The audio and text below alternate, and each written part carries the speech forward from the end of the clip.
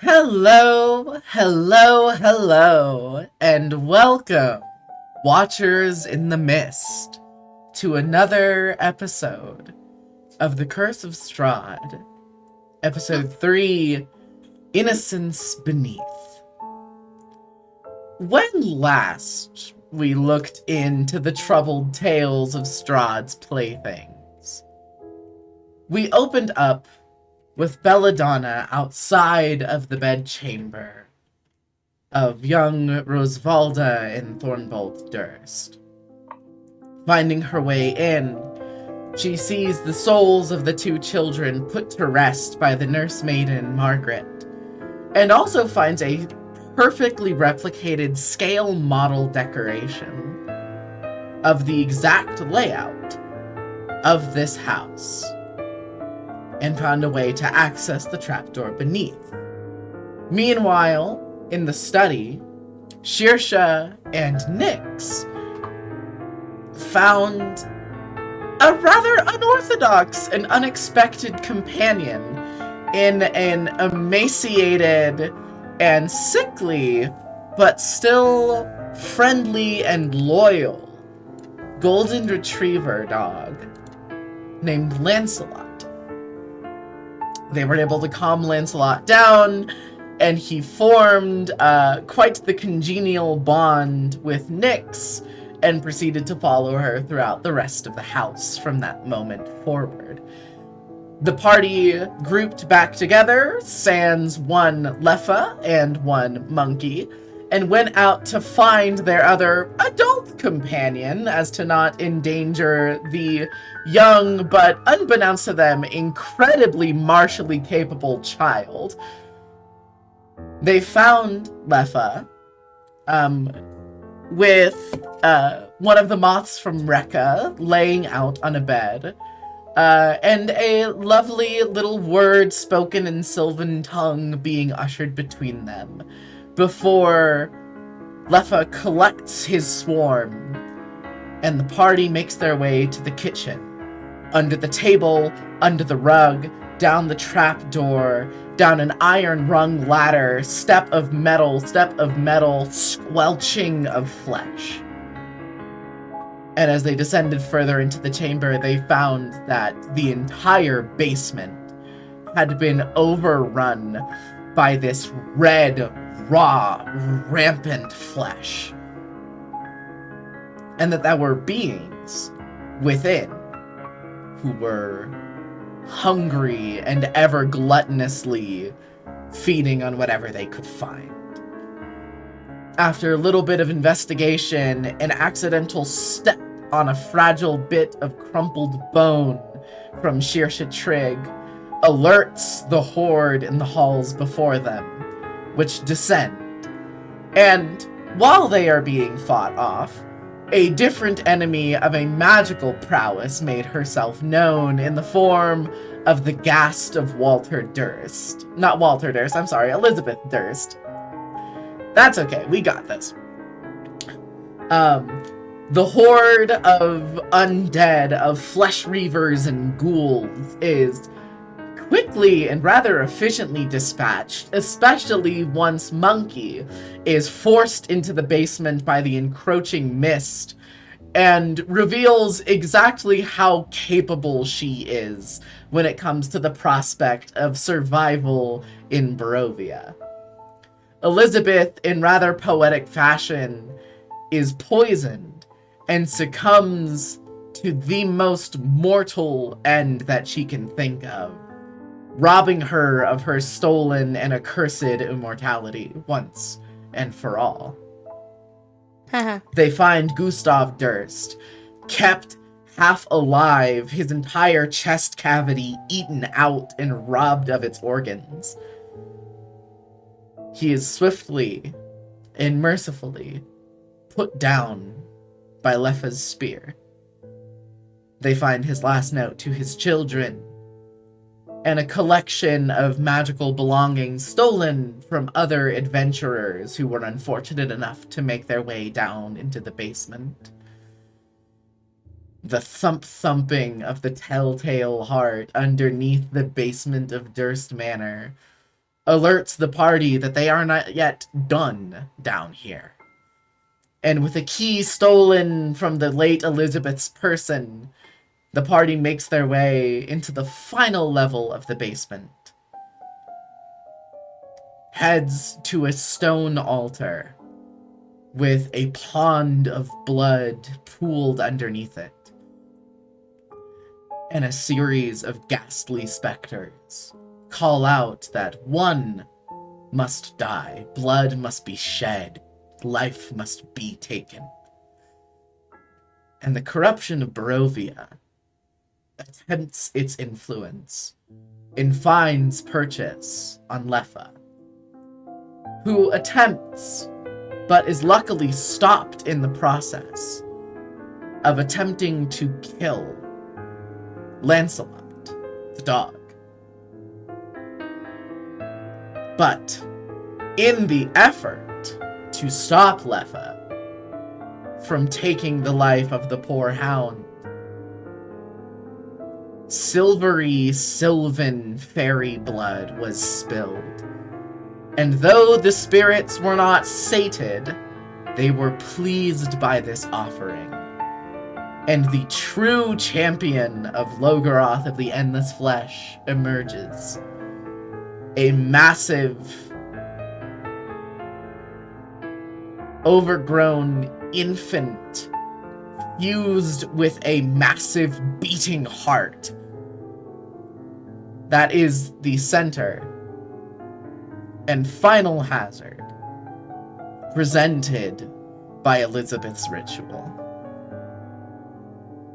The heart of Durst Manor awaits you. So without further ado, let's get into episode 3 of The Curse of Strahd. Innocence beneath.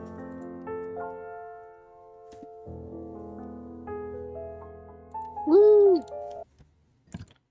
I was waiting for a point for me to cut off the music that I had playing, but it did not feel natural, but that's okay. Spill the beans. Spill the beans. My nails are so grown out. This is a Alright. So, let's go ahead and swap back over to the battle map. Oh boy! Fun. We'll get there. We'll get there. Sage Charlene, BC chat. Oh, no worries.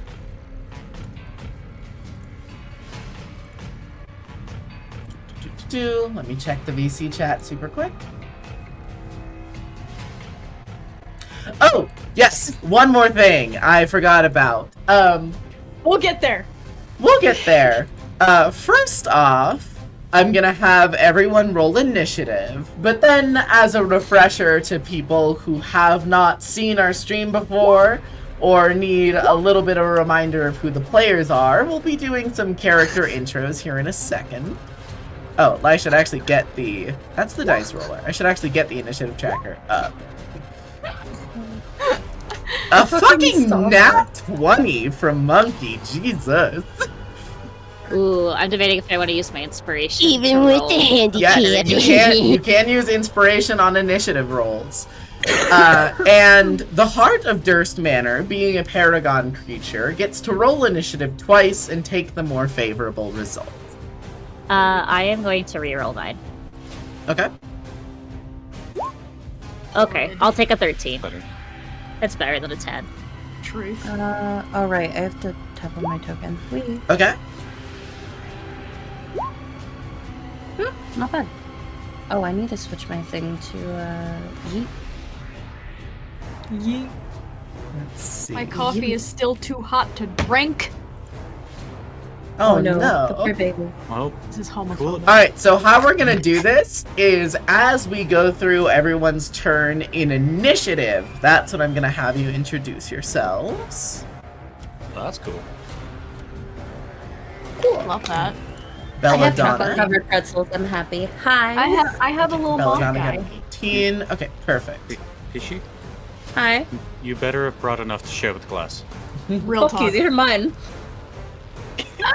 Okay, and we're gonna Okay. have a turn order you know here what? on the side.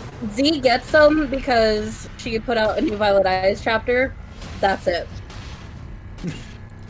Are you Okay. bribing me? And Alio because she's my child. Also, I'm no longer fighting this. one more very relevant note. Yeah. The portcullis behind all of you falls and seals Dope. when this combat begins. So, Fun. there is no retreating. Cool. Either you are successful here. Or we making new character sheets. Yeah? Well, I've already been wanting to kill myself. Why not?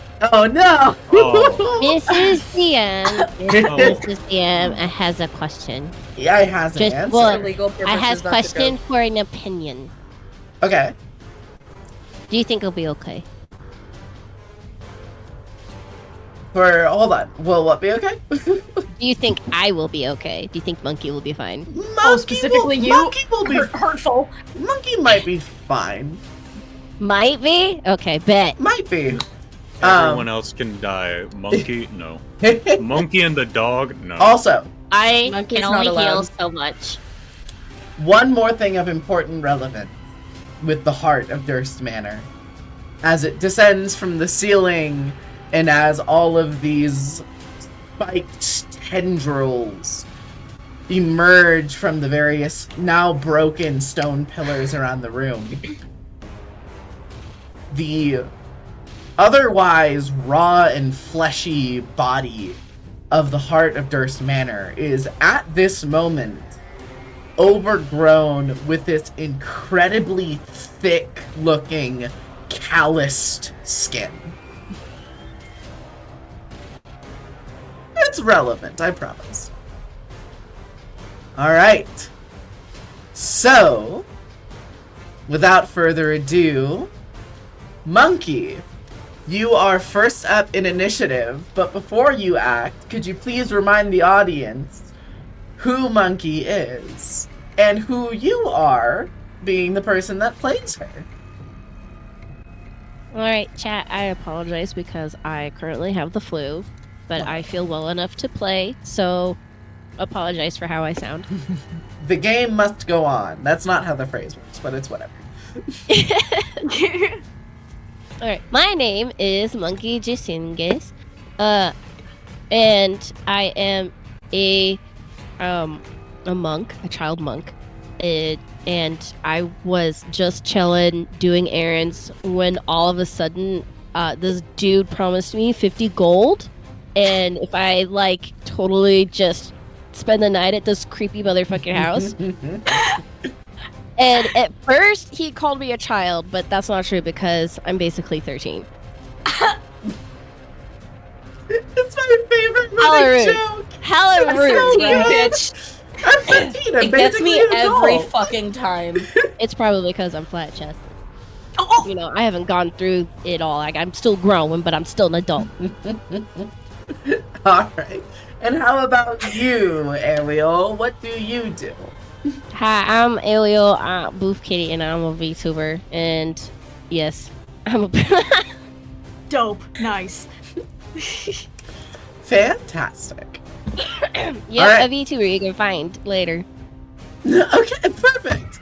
So, it is also your turn in initiative. So, please go ahead and tell me what you're going to be doing on your turn. Okay, first of all, my monkey's gonna be like, "What the fuck is that?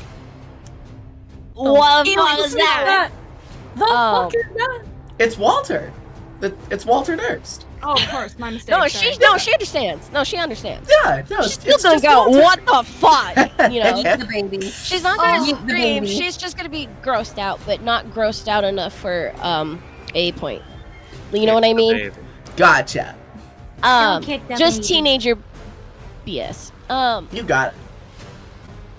I think what I'm gonna have her do is,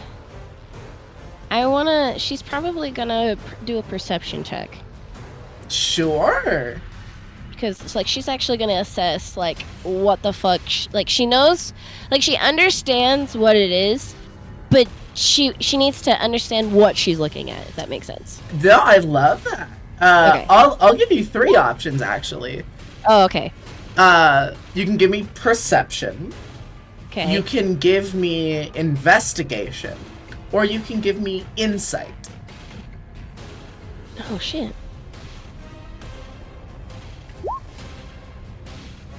If you're taking votes, I vote insight. Each of these skill checks have different DCs, but all glean different Help me but find still insight. useful information. I found the other ones, but insight. Okay, hold on. Let me help you Insight's find just it. below history. Okay, I'm using insight. I'm using insight. Yeah. Okay, go Yeah. for it. The same thing. I don't think you had advantage, so No. that's gonna be a 13. Okay. So on a 13, you are kind of sitting back, really assessing your target before you decide how and in what fashion to attack. Like I described at the start of this combat, the heart is currently covered in this incredibly dense-looking, thick, calloused skin.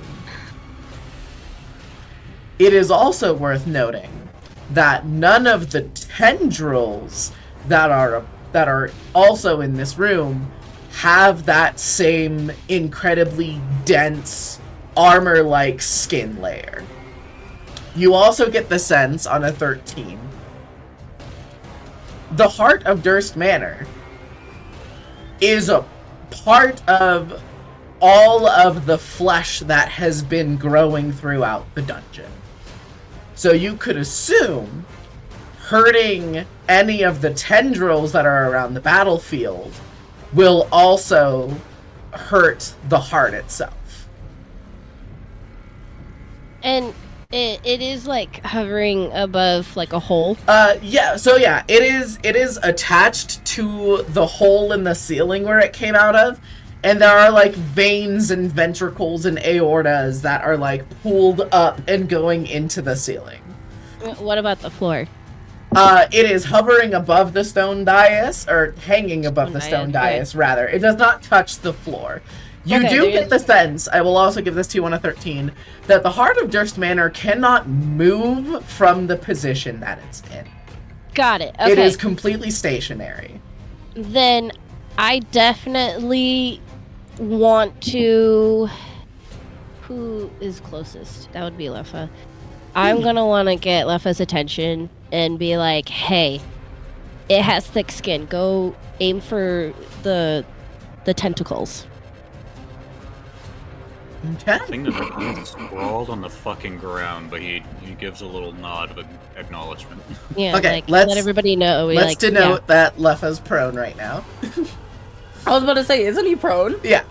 Oh Yeah, shit, he yeah. He got the shit bapped out of him. So should it wait? Am I allowed to like rethink that decision? Because I'm still letting everybody know, trying to let everybody know. I mean, yeah, yell it. you're just Yeah, saying because it I was out like, loud. can I just yell to everybody then instead of I don't know what I was thinking. I'm overthinking it. That's what I'm thinking. No worries. So, yeah, I would pretty much just yell at everybody like, it has really thick skin. Aim for its tentacles. Okay. Dope. All right. Anything else you would like to do on your turn? You still have your action, your bonus action, and your movement. Well, since I'm like literally on top of a tentacle, can I just attack it? Yeah, go for it. Punch it. Right in the dick. Punch it real good. 24 hits. Let's fucking go. God damn it. That's my daughter. No, my girl. 7 points of Mother hell. bludgeoning damage. I will also give it to you because I realize my explanation of it is a little bit weird. Dealing damage to the tentacles does not hurt the heart. Destroying the tentacles deals damage to the heart. Yeah. Got it. Okay. So we won't do. Okay, so we won't hurt it until it's one tentacle's down. Got it. Yes, you do get the sense that if you deliver a strong enough blow, you can still do damage to the heart directly, but taking out the tentacles hurts the heart as well. Okay. You know what? Let me go ahead and give all the tentacles their health bars, actually. Thank you. That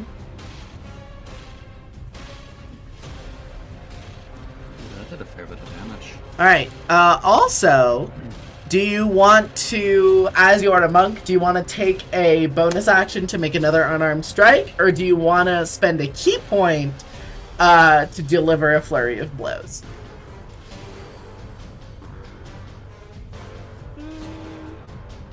Yeah, I'll do key point of furry flows. Okay, give me 2 more attacks then. Sorry. Hot. Good one. Good one. Thank you.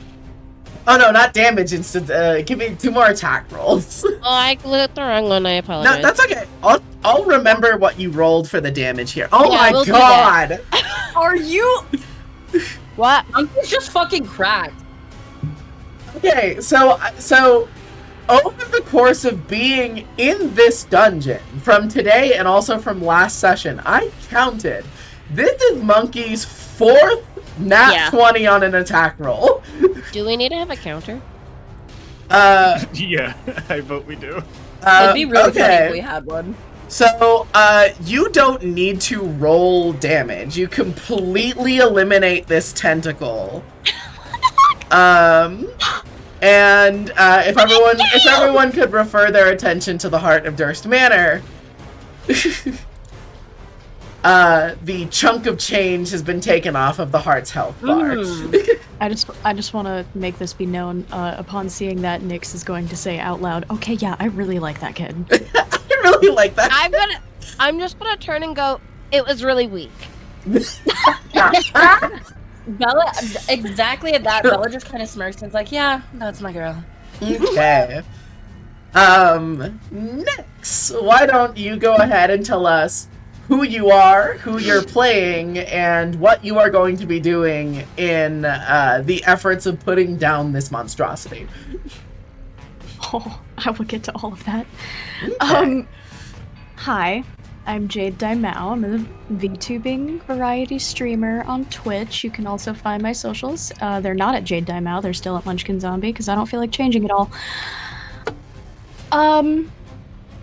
I play Nyx Nightingale, the Shadar Kai elf rogue, who, she's, different. She's definitely different. And, yeah, And anyway, for my turn, shit, I can't do what I wanted to do because I'm not fucking near that because the tentacle's dead as hell.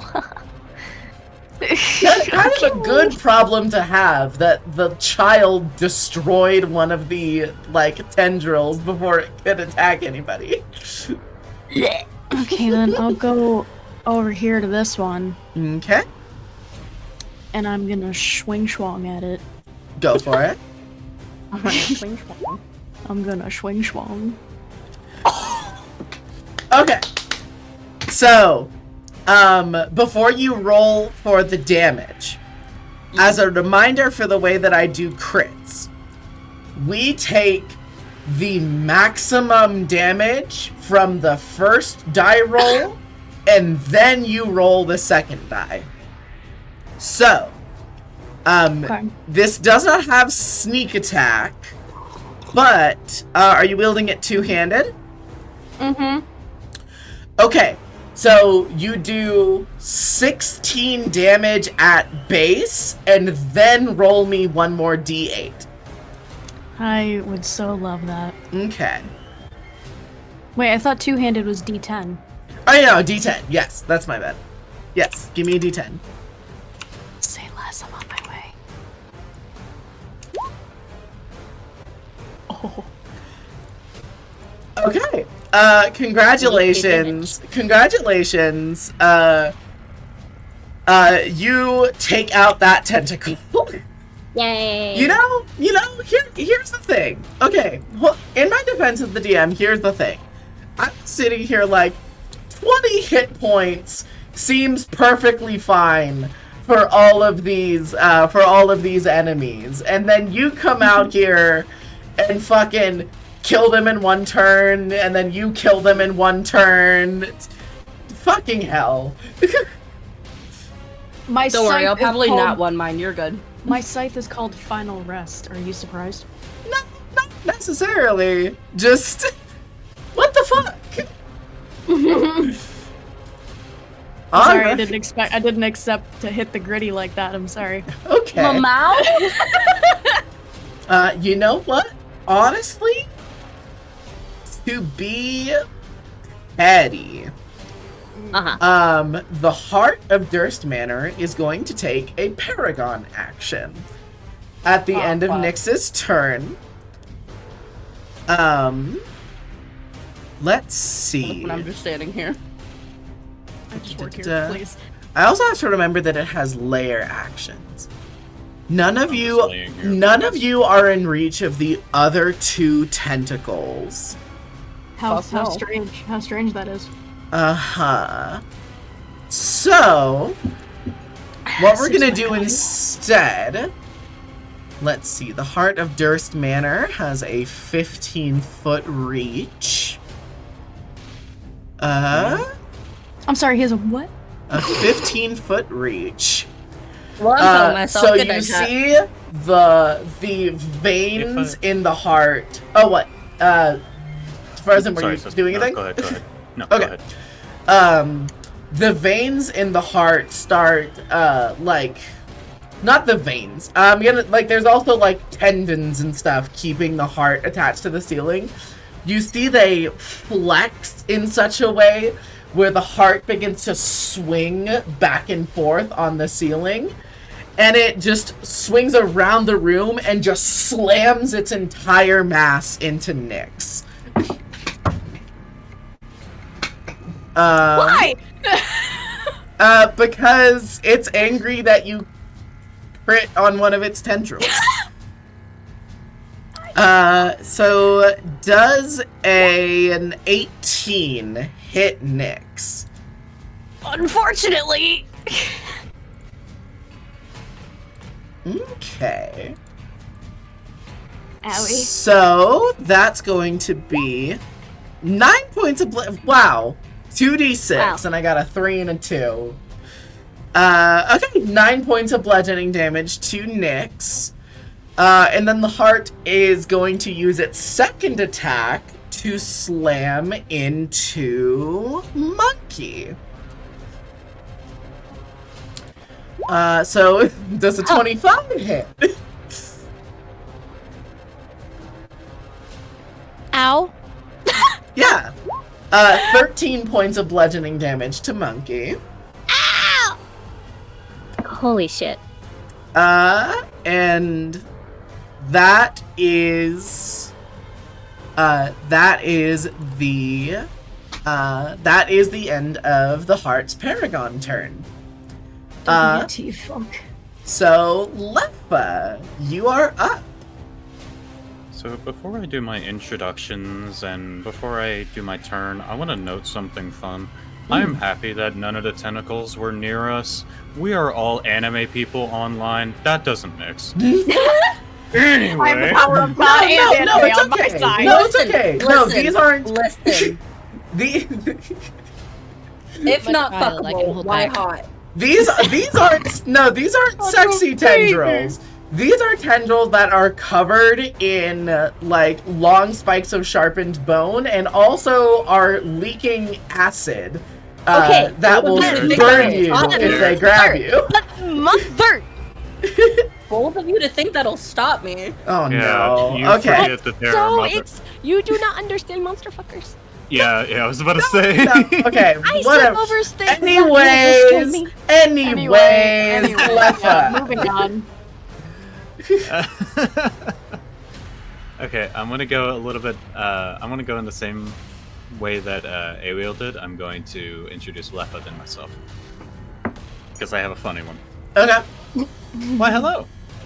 So I'm playing the wonderful little bean named Leffa. He is a moth boy ranger with his dear friend-shaped swarm of moths named Reika. They're a good bean, and I'm excited for you to get to know him. He is a tall fey boy who is played by a little shit. Speaking of, howdy, it is I, the little shit. My name is Frozen Elemental, and I'm a streamer on Twitch.tv. I am a comfy, cozy streamer, and my pronouns are he, him, but they, them work just as well with me. Okay. You're my favorite person. I can't. Love you too. All right. So, Leffa, what are you going to do on your turn? Well, first things first, I'm gonna not be sprawled out on my ass. Okay. I'm going to stand up. All right. You take half of your movement, standing up from prone. Would it just be my normal walking movement? Yes. It takes your it takes all of your half of your movement for the turn. Also, did you disengage before you stood up? This thing's dead. I'm not talking about that. Yeah. The heart has a he had 15-foot reach. Yep, I forgot about the 15-foot reach part. Okay. Did you disengage? I am right in range. Yeah, you Just are. at the edge. Funny how that works, isn't it? It's almost like I kind of designed this map. Myself. It's kind of funny how I designed this boss chamber so that the heart can kind of always hit you no matter where you are. You could take a gamble. You can take the gamble. Yeah, The heart can miss. It could always miss. The heart could always miss. Can't we do like a... No, wait. The acrobatics and athletics check you proposed last time was because of that was a think special this will apply. circumstance. That's not how it works normally. Oh, fuck it. Yeah? So you're not disengaging? Hit me, you baby. 21. I'll silvery barbs it. Okay, so it's so it rolls again and take the lower number. Yes. 23. Nope. Okay. Okay, so 21 will still hit. I'm gonna give the advantage to Belladonna. Because irregardless, the advantage still goes off. Okay. So, Belladonna, you have advantage on your next roll, thanks to Silvery Barbs. Thank you, darling. And Leffa takes 10 points of bludgeoning damage. My Jeez. god. My god. I am effectively at below half my health. Ratio. All right. Yeah. Mhm. Ow. I put my headset back on and I hear ratio. Alright. The moth just got hit with 10 points of bludgeoning damage. That's why. So, you still have your action, your bonus action, and half your movement. I'm pretty sure the only thing I can do is pew pew. So, I think I'm going to take a shot at this one Okay. with the longbow. Sounds good. Bam. A 27 will most certainly hit. Yeah, I get the feeling. Yeah. So go ahead and give me the... Okay, 5 points 5. of damage. Plus the damage of Reika. Okay. Total of 8 That's points of 8 damage. total, yeah. All right. Anything else on your turn? I'm also gonna flutter up a little bit Okay. to about there, about 5 feet off the ground. Sounds good. That's my turn. I don't have Okay. anything else. On initiative count 20, the Heart of Durst Manor takes a lair action.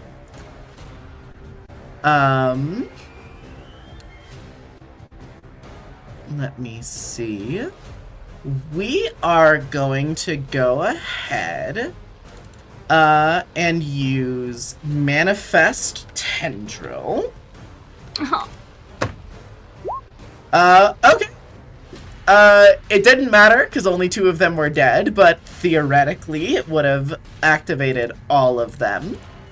So you see the 2 tendrils that you killed have been reinvigorated with life and are back to flailing and grasping. And as part of grasping limbs, any new tentacles immediately get to take an attack. So that's going to be 1 attack with grasping limbs against 1 attack with grasping limbs against Nyx, and the other one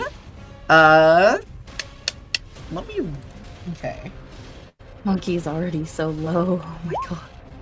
Monkey and Alpha. And Monkey. A positive silver lining. If we were to kill these, we do even more damage to the baby. That's fair. To the baby. Okay. So, does a 16 hit Nyx? Fuck! Yes. Okay. Damn it. So you suffer 7 Oh my points of God. piercing and 3 points of acid damage. And you are grappled by the tendril. I'm not doing too good, guys. Okay. And 1 against Monkey. Does a 12 hit Monkey?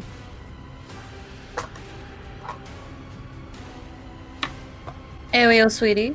Ariel? Yeah, I got so excited. I'm so sorry. I said no. No, a 12 does not hit Monkey. All right. Correct. It whips right over your head, and you're able to duck down under it, and you prevent the tendril from finding purchase on you. You do see Nyx grappled over by one of the tendrils in the corner. You see the tendril is still secreting acid, and it's starting to work its way down Nyx's chest, and down the back of her neck, and down her back, and down her arms. I like that. Owie! Owie! Alright, and that is the end of that lair action. Belladonna. We're fine, guys. This is You're muted, fine. my love. Yeah, this is definitely fine. Hi. Sorry, I was apologizing because I was coughing a lung out. Hello. Hi. Fucking me too. Both me and Ariel are sick, so it's great. We probably got the same thing, to be honest. I have a cold though. I thought you had a flu. I have the flu. Yeah, I got a cold. Wee. So hello. Hi, my name is Dina Pishti. I am a Twitch streamer, variety Twitch streamer, and I also do YouTube voice, like audio stuff, like comfort and also story audios. It is Demon Pishti all around for pretty much everything except for my YouTube, which will just have a VA at the end of it. As for my character, hi there, my name is Belladonna. I am a tieflin, of a unkind sort. I'm not the best person to probably be around or idolize, but I am very protective of a child right now that we have encountered in our little story. I am a sorcerer, and currently I'm watching Nyx get attacked, which is just lovely. It really hurts.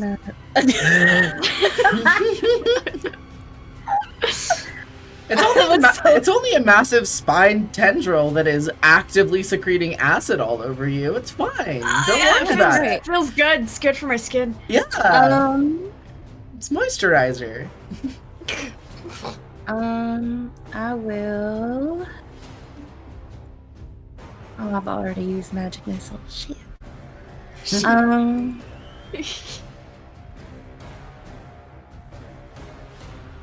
have a question. I have an answer. Would Mamba's ivory, would the poison do anything to these tendrils? Could you do me a favor, and give me, insight, investigation, or perception? Whatever you favor. I'd probably go with whichever has the highest bonus. That's what I'm looking for. You said insight, investigation. Insight, or perception, insight? investigation. I am not great with any. Oh my god. On a 20 perception, I'll tell you, straight up, not only do you think that poison will be helpful here, you do have a sense with the size and scope of this creature's anatomy that toxins of any nature might actually be more potent against a creature of this magnitude than they are against some of your like regular targets. To put it in a mechanical sense, the Heart of Durst Manor and all of the tendrils attached to it are vulnerable to poison damage and take double from it. Let's fucking go! Alright, I'm gonna kind of like shout out, if y'all have any poisons, now would be the time to use them.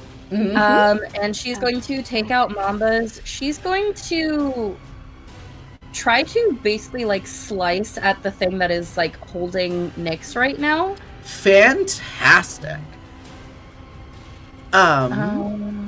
Burp. So how this is going to work, you give me the attack roll. Okay. Where's Mamba's? Where did I put this motherfucker? And don't forget you have advantage on it. I do. Thank you for that.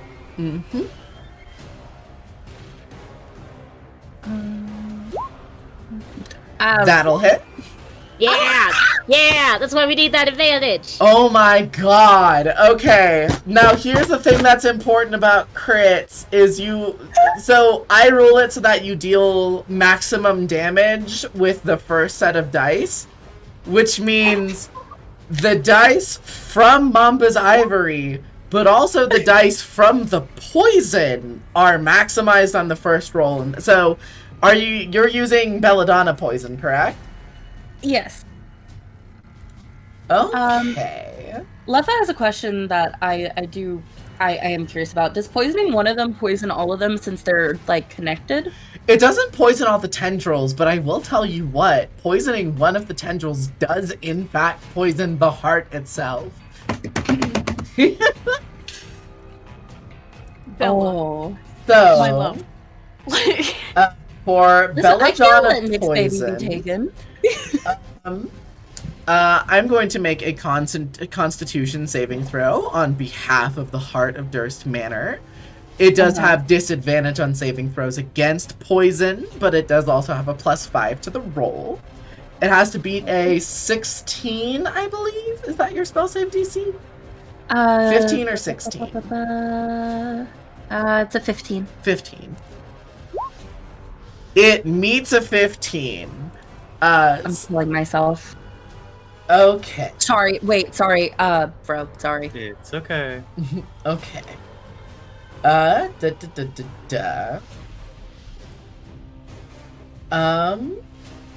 Okay, so because it passed, also this is kind of funny, because the Heart of Durst Manor has a movement speed of 0, so you can't slow its speed anyways. But it's gonna take half damage from the poison. Okay, so let me see here. So it's a D4 rounded up to a 4. Plus another D4 from the poison rounded up to a 4. Actually, I'm gonna keep the poison damage separate because we're cutting it in half. So let me see. Where's Mamba's Ivory?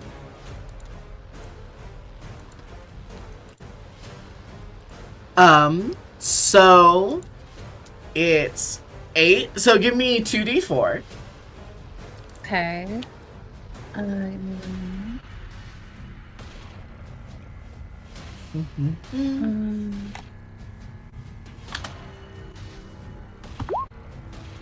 Fuck. Okay. Well, that's tragic. That is very tragic. Jesus So- Christ. Okay. Well, that's why we round up the first die, so we get maximum damage in the beginning of the crit, because we hate underwhelming crits here. So that's 10. That's a 4, so 5 for the poison, halved but rounded up is 3. So a total of 13 points of damage. Okay. But doesn't he take more poison damage because he's vulnerable to poison? Isn't that? Oh my damage? gosh, wait, yeah. So it evens out to being full damage. Okay. So you did, in fact, do a total of 15 points of damage. And the poison damage carries over directly to the heart as well. So you did 20 points of damage, but 5 of it was to the heart, and the rest of it was to the tendril. Okay. Anything else on your turn, Bells? Do I have any bonus action? I don't think I do. Not something I could use, at least. Okay. And then, Nyx, please give me an acrobatics or an athletics check to attempt to take this opportunity to escape from the tendril's grip. The DC was 12. You are free. Oh, thank God. Congratulations. You don't take acid damage at the start of your next turn. I thought I was so screwed. I saw the 14 and I thought the worst. I was like, oh shit. Oh shit. You don't take poison damage or acid damage at the start of your next turn. Congrats. Oh, cool, because I'm not feeling too hot. Oh really? Shearsha. Shearsha, you are up. Why don't you tell us who you are, as well as who you're playing, and what your turn is. Hello, I'm Poppy or Abby. You can find me at A Petite Fae on all forms of social media. I use the she/her pronouns. You'll find me everywhere, and especially on Sage's streams, because living rights. Huzzah. I am playing Shearsha Trig, a Blade Singer and Grave Cleric character who is tired of everyone going like, oh, are you hungry? Are you a little undead? Whack. And I'm just here making sure my friends don't die. Or acquaintances. You and your blood kink. Leffa thinks I have a weird blood kink. It's strange. Can't believe he outed me like this. Yeah. Well, no, I exposed you of what you were thinking. I don't know about that. She said no. And what is Shearsha doing on her turn? Do I want to heal or do I want to damage? It is the healer's dilemma. The curse it is of an the healer's. automaton. I hate all of my things are bonus actions. I'm the person with all the bonus actions.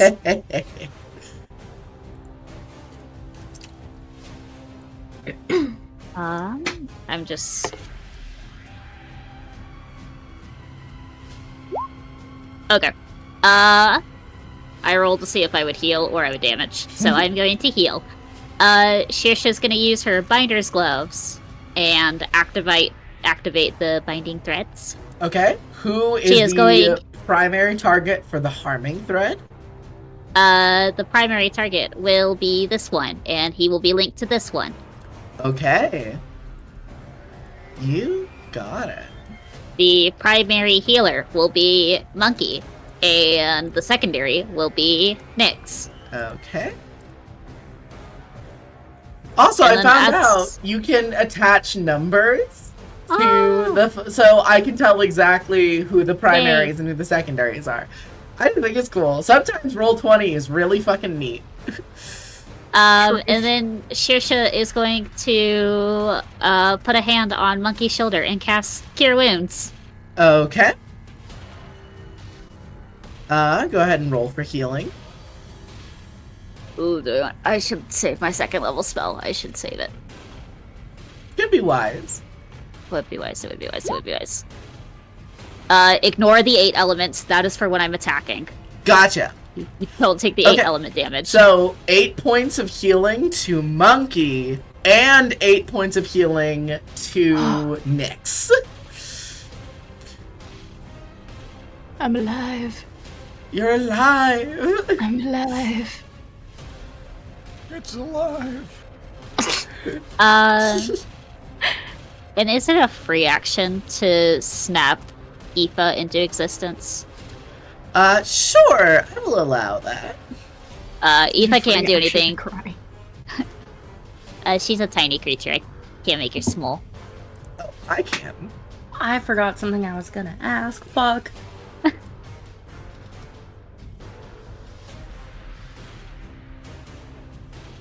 And then I believe because I'm not giving my bonus action to Aoife, she can only take the dodge action on her turn. Yes. So, but I imagine she's just on Shearsha. I am not going to move because I saw what happened to Leffa when he tried to move, so I'm gonna stay right here, and that will be my turn. Okay. Yeah, All right. Can you confirm for me really quick if you can move Aoife's token? Yes. Okay. Perfect. May I ask a weird question really quickly? Only if you're okay with a weird answer. Oh, give me a weird answer. I don't mind. Okay. So, I understand that this likely might be a no because you have to kind of prepare these types of things. Would, if Belladonna gave any of us her poison, would we be able to coat our weapons or ammunition with them? Yes, you can use a bonus action on your turn to coat a weapon or a piece of ammo with poison. Oh, That's what I was gonna do. I was gonna say bonus action fucking recoat Mambas. I'm stupid. Nope, that's okay. Hey, you didn't use your bonus action. You're good. You popped a new vial into Mamba. That's okay. As long as it won't completely rewrite the tide of battle, if you remember anything from your turn retroactively, I got you. Yeah, you didn't use your bonus action anyways. You refill Mambas. We're all good. A truly I did- benevolent D&D mom. I did have a question about like a free action thing. Sure. I still have my snake with me, who does poison damage. Could I let her out of my little satchel by any chance? Sure. I don't think I have a token prepared for her. Hold on. Wait. I have one that you could use because I'm a druid, like snake thingy in my other session. It's just like a poisonous snake, right? Yeah, it's literally just a poisonous snake. I have a token if you want. Nope, I got it actually. I just had to find the stats in the Roll20. I just remembered right now while I was like mid chip bite. I was like, oh fuck. Okay. Remind me what the name of Belladonna's snake is. Oh, hold on, let me find it in my note. Cordelia. Cordelia? Ugh, I love that name so much. That's funny for a reason you don't know yet. I'm sorry, what? Yeah, What? yeah. Off-putting, but It's- okay. You'll No, find out. Yeah. that's really funny for a reason you don't know yet. Great. Okay. it's that yet that scares the fuck out of me. Oh yeah, no, you'll know eventually. Okay, so Cordelia is released onto the battlefield. It's not bad. It's not bad. Don't worry about it. Uh-huh. I promise. It's fine. All right. Next up is going to be the Heart of Durst Manor. She's the baby. Kick the baby. Okay. Do. I am going to go ahead. I have so many options. So, may I quickly note something to chat? So we've mentioned this before. I think it was in the first session. Some of the players as well as Cell are having their camera on just to really express themselves in our VC. I saw one hell of a coy and smug smile from Cell whenever she said so many options. I'm scared. So here's the thing. Here's the thing that's also relevant to the audience. Whenever I'm DMing, most of the time I have a coy smile. Yes, it is true. It's true. Yeah, but there's an extra layer of smug there. So I'm gonna go ahead and do another attack with grasping limbs. The first attack is going to be against Shearsha. Does a 27 hit Shearsha? Yes, I'm just debating. No, I'm not gonna silvery barbs. Yeah, it hits me. So you suffer 6 points of piercing damage, 2 points of acid damage, and you are currently grappled. I think I am resistant to acid. I am. You are, so only take 1 point of acid damage. I know that she's done this before, but it is prevalent to everybody that when the acidic liquid starts pouring down Shearsha's body, in the exposed pockets of where her skin is visible, you see those superficial surface burns immediately starting to mend themselves over. Okay, and one attack against Belladonna, because poison is ouchy. Poison hurts. The heart doesn't like that. Just 12 hit Bells. Hold on. I have to check.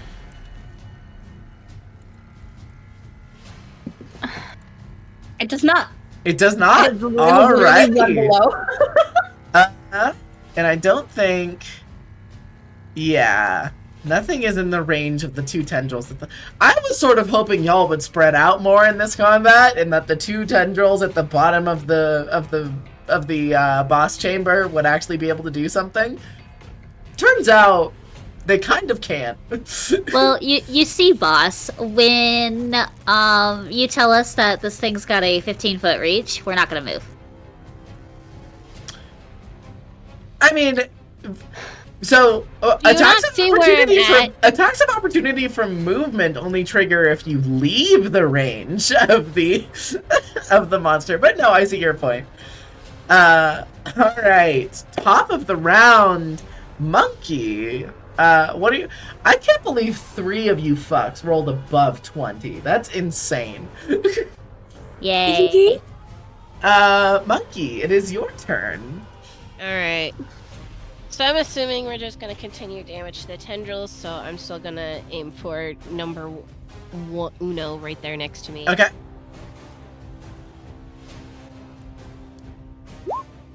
$27 hits, give me damage.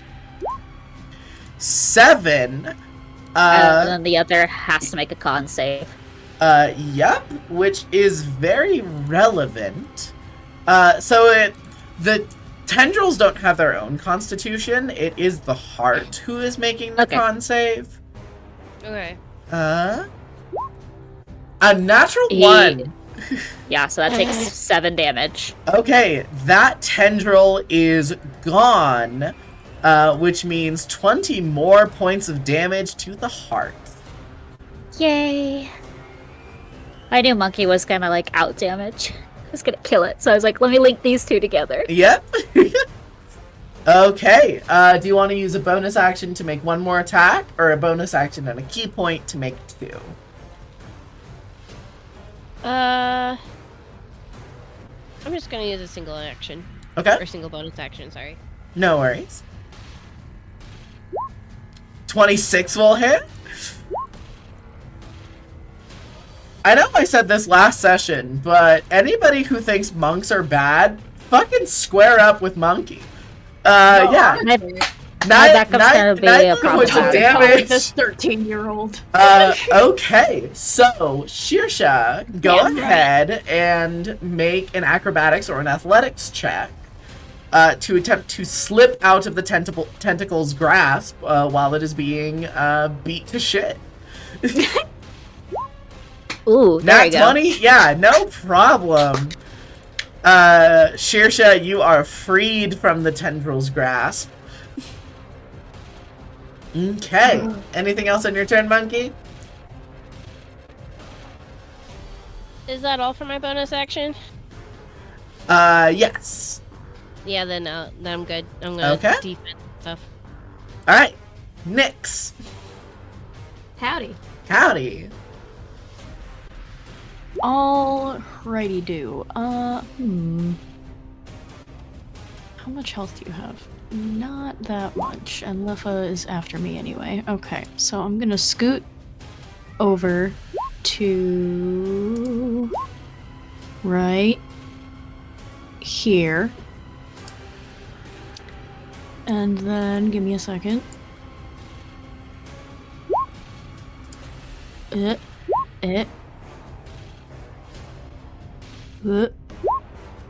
I'm gonna use Kapow. Shroud of Nocturne. Absolutely. Where are you teleporting to? Right here, bitch.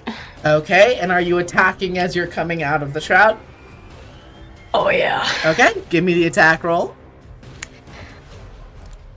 By the way, I feel the need to, for descriptive purposes, describe what it looks like when she teleports. Oh, absolutely. Go for it. Oh, shit. I was gonna ask if I could give her, like, a poison thing before she leaves my vicinity. Whoa, see ya. Anyway, but, so when she teleports, it's kind of like this purplish black fog that kind of just coalesces and, like, swirls around her, and she's just gone, and then reappears through another blackish smoke thing at her next destination. It is also worth noting, because you are above 3rd level, you see Nyx's entire body takes on that kind of, like, purplish, blackish color, and Nyx is semi-transparent. You can see directly through her, and there are shadows flicking up off her shoulders and around her feet. And you swing down. Shadow Kai are so fucking cool. Oh, they're so fucking cool. You swing down with your scythe. Go ahead and give me the attack roll. 20 hits. Give me damage. Hold on, let me check something really quick. One second. Wait, let me roll my damage first, just because, and then I'll check my thing that I wanted to check. 8 points. This tendril is barely hanging on. Un moment. Blah blah blah. I'm reading a thingy to see if I'm able to use it, if it's like a free thing. Blah blah blah. And so it's not stating that it's an action or a bonus action. It's just saying you can roll 1 cruelty die per turn. Yeah, would you like to use a cruelty die for damage here? Oh yeah, baby. Yeah, oh go yeah, for baby. It. Give me a d6. Okay, let me. Thank you, Matt Mercer. The fucking one of the Exandria source books. I don't know which one. Adds a feat called Cruel, which is really fucking awesome. No! 1 damage. You're shitting me! We're being punished for all the good rolls that y'all have been having. Fuck! I could have fucking one-shot this asshole! You could have. Had you done 4 damage, you would have taken it out. On a hit, though, I can force it to make a Constitution save. Do you want to use Sanguine Potential? Yeah, fuck it. Why not? Okay. I don't lose anything. 14. It failed. Okay, you gain a charge of Sanguine Potential. Let's fucking go. Alright. Anything else on your turn, Nyx? I did my bonus, I did my cruelty, I slapped the shit out of it, and I got sanguine potential. Now I'm good. Okay. Leffa, you are up. Alright. I'm 5 feet in the air. Am I within reach of this tentacle? Yes, you are. Heck. Keeping the bow in his top left arm. Oh, He is by the going- way, sorry. Go ahead. I go just have to say this before I forget. Mhm. Whatever the like constitution modifier is on the tendril that I hit, I need to know that number. +5. Oh, bet. All right. Motherfucker. Okay, I just all I saw needed. Sage give a look, and now I know that we're good. Okay, anyways. Frozen, you were saying. So he's going to. Pteranodons have 4 arms. He's going to keep the longbow equipped, though he's not going to focus on it. With his drawing arm, he's going to draw his spear and attempt to attack this tentacle right beside him. Okay, go for it. You've given me too much power, giving me 4 arms. I'm aware. That hit. Oh, that hits for sure. 6 points, done. Actually, really quickly, that's only a +1 instead of the +2 because the archery fighting style is always. It's still present. fine. It had 4 hit points left. Okay, 20 more damage to the heart of Durst Manor. Everyone read him and weep as another chunk of the health bar disappears. Yay! Would we be able to... If I were to move beside Belladonna, would we be able to pass around some poison? Would I that have be to do that as a bonus preferred? action, or could I do that as a free action? Yeah. Technically, object interaction is a free action, so you can freely take it out of your pouch, and Lefa can freely grab it. Okay. Okay. So I think you can give it to one person per turn without expending any resources, but anyone after that, you have to expend something. Okay. So, Okay, but yeah, you palm off a vial of toxin to Lefa. Yeah, I'm gonna pass him. I'm actually gonna pass him 3, Okay. if that's okay. No, that's fine. Yeah, you can grab a So handful. that way, in case he like goes across any of the others, he can like hands them a vial. Fantastic. Ooh, But 3 is all she. Nice. 3 is all she can spare right now. So like, sorry. Funny enough, I actually could go do that now, but would it also be a free action for me to give one, or do you think that's just because I already You've already just received used them? your free action to take Okay. one. So. Yeah, that's you fine. used your free action to take one from me. Yeah. Just wanted to ask and make sure. I am going No to then worries. use my bonus action to draw one of the arrows and coat it with the poison.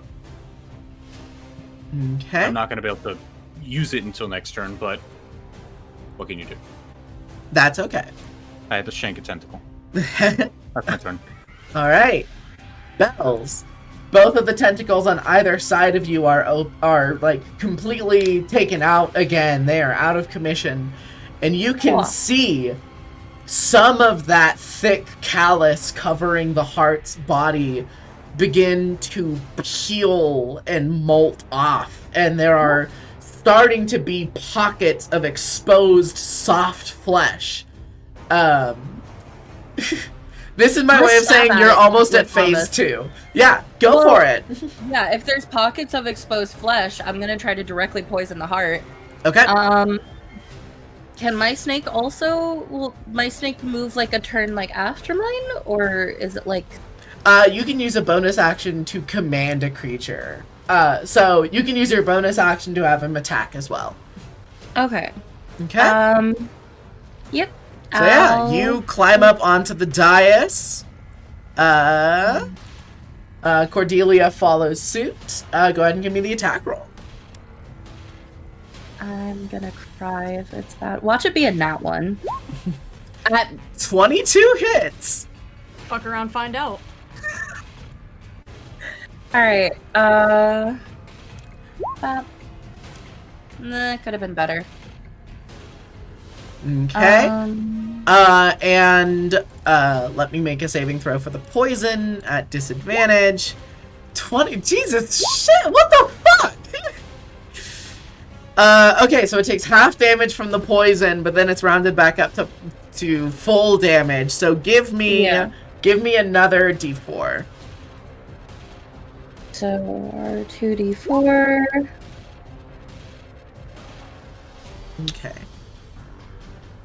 It was supposed to be just 1d4, I think. Sorry. I'll let you keep the 4 though. I'll give you the extra 2 points of damage for free. I can be nice. Anyways.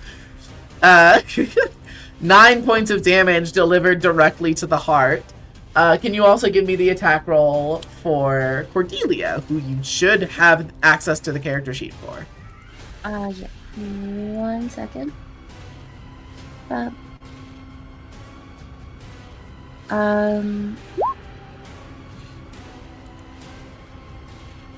Is it 17 enough? 17 will hit. Okay. Again? So it takes 1 piercing damage plus 5 2d4 poison. Yeah. So where it says the word attack, you can just click that and that'll roll damage just like with your character sheets.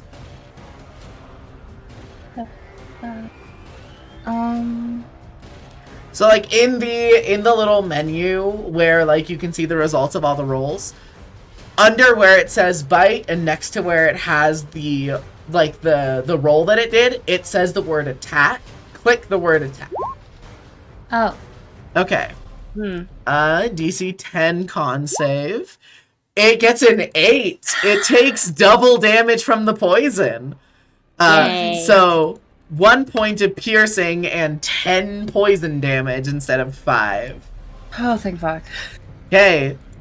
I'm going to say the heart is, now that it is almost out of phase 1, it is going to take its Paragon action now. Shit. And it is going to make a slam attack against Belle. Fun. Yeah, I'd be fully covering Cordelia from any hits. That's okay. She weak. She a weak baby.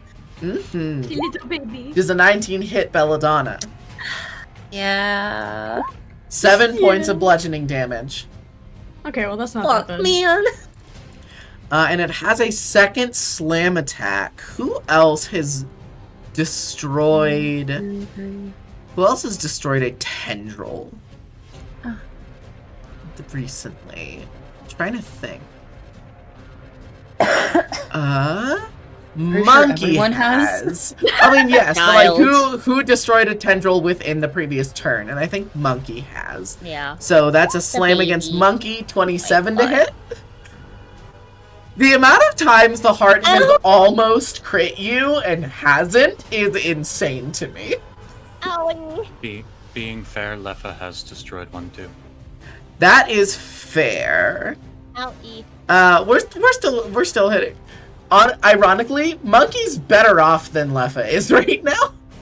You want this to hit Monkey. 11 points of bludgeoning damage to Monkey. Okay, that's not too bad. Yeah, by all means, I would not have wanted to take that hit. Yeah. I'm just being devil's advocate against myself. Yeah. I need to stop. No, I appreciate you volunteering yourself as a meat shield. I think it's wonderful. Mm-hmm. No one can ever take that away from you. I've thrown Leffa into danger like 3 times in this game. All right. So next up is going to be Sheershot. Yeah, it's me. I bet you're wondering how I got in this situation. Hi, I'm Sheershot. I bet you're wondering how I got in this situation. Oh, I get 2 hit points. Mm-hmm. I mean, the 21. When you said that, Sage, all I could imagine is the, hi, I'm Barbie. Hi, I'm Barbie. What do I want to do? I am going to Blade Sing. Okay. Sing you the song of my people. You hear the choir of all the undead. Yep. Alright. Her the armor gathering class is whispers now form your 19. chorus. You are blade singing. And let's get this motherfucker out of its first stage, or attempt to. Okay. She's gonna raise her gun and she's gonna shoot the tentacle by Nyx. Okay. Yeah, go for it. 13 just hits. Okay. Damn, Shirsha. It had Okay, 3 well- hit points left.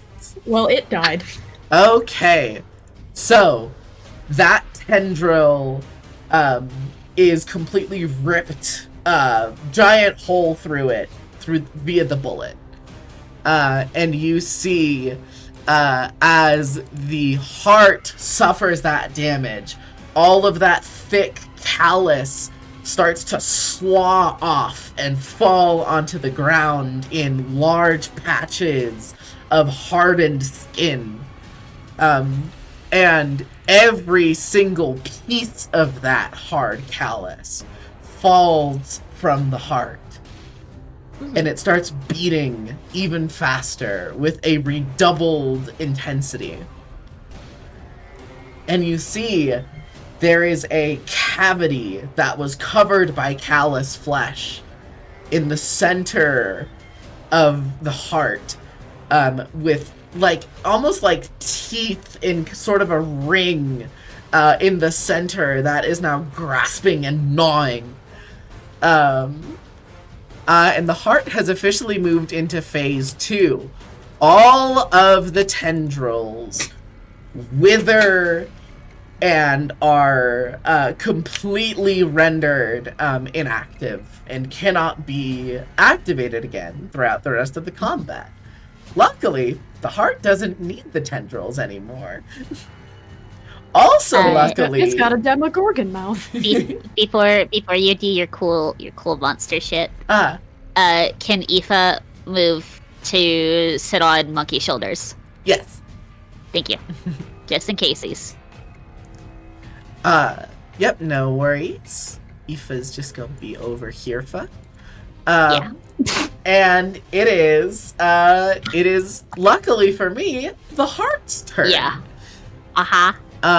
And as Shirsha was the last person to destroy a tendril, Uh-huh. Why do you think I moved my cat? Uh-huh. the heart is going to make a slam attack against you. Okay. Okay. Does the 24 hit? Even if I did shield, it would still hit, right? Yep, Yep. 19 plus 5 is 24. It would just hit. It would just hit. Unfortunate. Hold on. Do I do it? I'm gonna Slippery Barbs. Okay. Because if I go down, at least someone has advantage. 21 me. will make it. 21 still hits you? Oh, Yes, because you're 'cause I'm silvery not shielding. barbsing instead of shielding. Got it. Okay. Uh-huh. So who are you giving advantage to? I'll give it to Monkey. Okay. Fantastic. And instead of taking a second slam attack, after it makes contact with Shirsha, you see that mouthed cavity in the center of the heart bite down on Shirsha, and the heart is going to use Engulf. And so you see Shirsha just get sucked into the center of the heart. That's okay. I think I'm the best person to be eaten right now. Okay, also, from the slam, you took 14 points of bludgeoning damage. I'm okay, kids. And also, very importantly, Shirsha doesn't need to breathe, does she? Nope. Okay, so she does not start I'm okay. suffocating. Yep. I'm the perfect person to get eaten. And last thing, can you make me a perception check, Shirsha? Shotties, shot.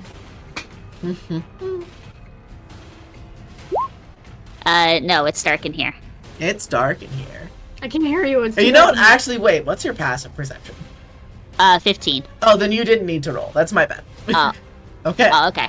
Okay, So boss. you can see further up inside the heart with veins and tendons attached to it. You can see the pale body of a newborn infant deep in the center of the heart. Who I think notably is not crying. So I got bored by the monster, but I'm okay. Don't say it like that. You're welcome. But no. I came back with such a happy announcement that I have pie and ice cream, but okay. Yay, ice cream! It's okay. I'm the best person to be eaten because I don't need to breathe. The chomping So I'm not person? suffocating in here. That's good. And The I still person- heal. Sorry. The person who can get, who has an attack dedicated to chomp, get chomped. The irony. Yeah. Yeah. Okay, but But yes, as a recap, because someone came in late on this turn, Shearsha was engulfed by the heart of Durst Manor, now that it is in its second phase. And deep inside the heart of Durst Manor is the actual body of Walter Durst. Oh shit. Margaret's gonna want that. I have Margaret still in me. I just remember the wait, that sounded wrong. Yes, Margaret is still possessing you. I forgot to send you what the flaw was. That's okay. So, Monkey, it is your turn. Everyone sees the heart swing and slam into Shearsha, and Shearsha just get pulled into it, and she is no longer on the battlefield. I was muted. Oh fuck. Oh, fuck. But you have advantage on your next attack. And you have a scared cat on your shoulder, probably. Yes. So what would you like to do, Monkey?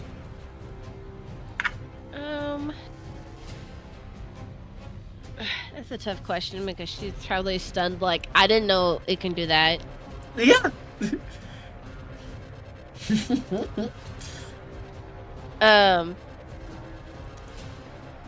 It's above in the air, so she can't reach it. I don't think she can. I mean, it's barely above the stone dais. It's still within melee range. I promise you that. If you Yeah, climb I up on the stabbed it. stone We're dais, good. you can still hit it. All right, all right. I might as well just zoom up to it. Alrighty. Get that shit, kiddo. Hmm. I'm probably scared a bit for my friend, so I want to zoom up to it and I guess how would I diligently punch it? So all of the hardened callus that was covering the heart has slawed off of it and is like scattered on the floor of the dais now. It's just like raw, soft muscle tissue now. Yeah, Like- but what if I hurt Saoirse? I will, it's a new phase. Give me another insight, perception, or investigation check. Your choice.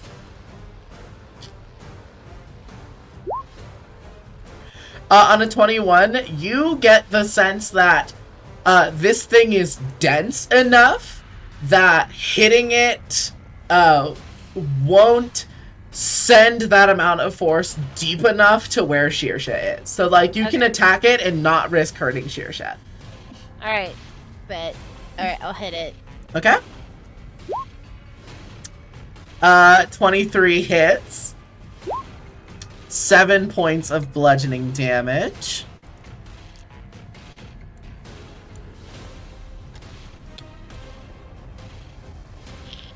Okay.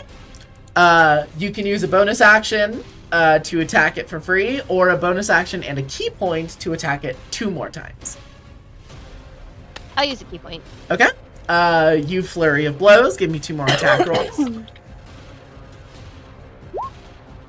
19 will hit. And another fucking nat 20. You've got to be shitting me. Give me the damage for the 19. Oh, I love this child. Monkey's such a fucking menace. I'm just oh my God. waiting for the retribution of all the natural ones in the future. Yeah. I'm not ready for it. Yeah, you're gonna Okay. be like me in my old campaign and hit a nat 1 at the wrong fucking time. I remember that moment. I don't want to talk about it. Okay, and on the Listen. crit, another 10 damage. Okay. So in 1 turn, you have dealt 23 points of damage to the heart of Durst Manor. That's my fucking child. Oh, no, it would be... No, that's right. Okay, yeah. Okay. Anything else on your turn, Monkey? No, other than prepare for my next turn. Okay. Nyx, you are up. What would you like to do? First of all, I'm gonna scoot up to this bitch.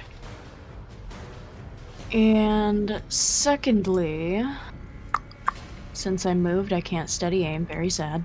Mm-hmm. I'm just gonna swing at this bitch. Okay. Fucking hell. Okay. Another beautiful. fucking natural 20. What is happening? Yeah. Bow. It doesn't. Okay.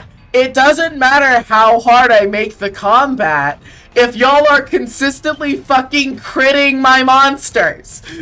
Listen, honestly, I think it's literally just the D&D gods today. We're like, all right, this group, we'll give them It's some gonna be luck as today. badass as humanly possible. You know, the Let's game go. wants to give you some wins early on so that the losses are much more prevalent later.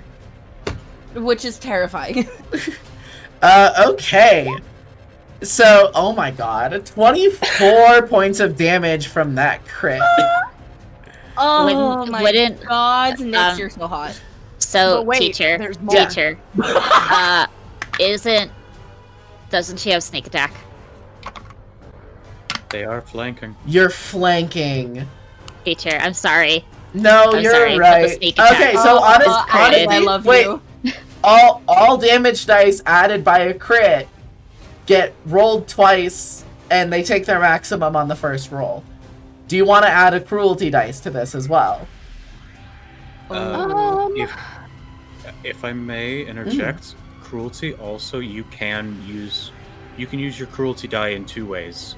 Either you can add more damage, or you can give yourself temporary hit points because it's a crit. That's fair. You Yeah. can take 10 HP on a crit, or you can add an extra 2d6 damage to this. Here's what I'll do. Okay. Here's what I'll do. Mm-hmm. I will expend a cruelty die. Okay. However, I will do it for the extra damage. And you know what? Also, because you got sneak attack, do you want to expend your sanguine potential for 10 points of damage? Well, of course. I want to expend that for and expend the necrotic damage. Okay, so are you just making sure? Are you also putting cruelty damage on this, or are you taking Yes. the 10 HP? Okay, you're also taking the cruelty damage. Okay, Yeah. so I'm just gonna add this all together in one bullshit formula. 53 points of damage in total. And give me half of that back as health. Thank you very much. Yep. That's my fucking girl! Oh Which means I am my now back at max. fucking god! I am now back at max. Let's fucking go. Anybody who shit talks rogues, the fuck is your problem? Okay, so I'll say the numbers straight up as they are, because this is bullshit to me. The heart was at 91 hit points.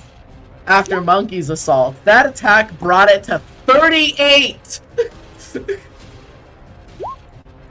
Oh, I love Nyx.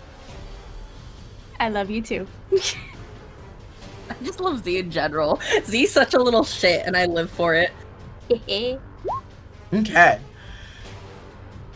Yeah, the heart is going to take a Paragon action right now, actually. Oh, I'm in danger. Well, it's a good thing you brought your health back. Yeah, and also it gets a third slam attack in phase 2. It's a good thing you brought your fucking health back. Yeah, so it's gonna take 2 slams against Nyx and 1 against Monkey. I'm in danger. So Nyx, that is a 23 and a 13. Only one of those hits. Okay, Oh, 10 that points of 23 is bludgeoning dirty. damage. And against Monkey, that is a 14 to hit. No. No. God damn it! Ha! Leave my child alone! Leave my child alone! So, because Dick, a Nick, Paragon action is a full new turn, Shearsha, I need a Constitution saving throw from you. Hey. Man, I would have been so screwed if I didn't heal myself. Sorry, my thing died for a second. Pretty sure you healed the amount you just took. 20. No, I was a little 20? bit less, I think. Okay, How are Shearsha, you are not crushed by the muscle walls inside of the heart beating Neat. rapidly. That's Neat. cool. Yeah, so you do not take any bludgeoning damage from the beating heart. Yay. Okay. Also, this is Paragon Fury, which means it gets another Paragon action in its second phase. So it's not taking it now, but it can take another one before its turn. Okay, cool. Leffa, what's up? Yeah, that sounds fun. It's your boy, Leffa. What's he gonna do? It's your Oh. boy, Moth. Help me. Moth. Moth. He is going to flutter around and go over to Nyx. Hey. I feel he would give this to Monkey, but I don't know how effective putting poison on a fist would be. Yeah, let me just poison So- my knuckles super. Yeah, Let me grab. Yeah, monkey cannot poison her fist. No. Unfortunately. unfortunately not. It would be more helpful if you could give it to Nyx, if anything. Yeah, that's what I was about to do. I'm going to give. Because a poison scythe would be disgusting. I'm gonna give 2 of the poison vials you gave me. Yes, give me the poison. Okay. Does me coating my arrow exhaust one of them? Yes. Coating your arrow exhausts So- 1 vial. Okay. Yeah. I gave Nyx both of the other ones. Okay. Sounds good. And then I'm gonna flutter back a little bit, because ranged attack, disadvantage. And, a LeBanc. LeBanc. I'll tell you what, here's the great part. When the Heart of Durst Manor was covered in callous skin, its armor class was 13. In its second phase, its armor class is 8. So, Oh, because it doesn't move. It's a stationary target that's giant. It's not hard to hit. It just has a lot of hits. It just has a lot of health. hell, I'm happy you told me that. I was straight up about to burn an inspiration for that. Nope, no need. You hit. Alright, first things first. 7 7? plus Breaka. 8 total. Okay. And then the poison. Okay, the base DC for the poison is 11. It's only higher when Belladonna administers it because of her magic fair. item. Yeah. It rolls a 21. So roll me just a d4. 4? Okay. 11 points of damage. I'm so happy that my poison has come in handy. Yeah, no, it's super helpful. Okay. Anything else on your turn, Leffa? Super helpful, but I'm not happy about it. Yeah, that's valid. Don't really know anything else I can do because I don't know if I have any bonus actions. Okay.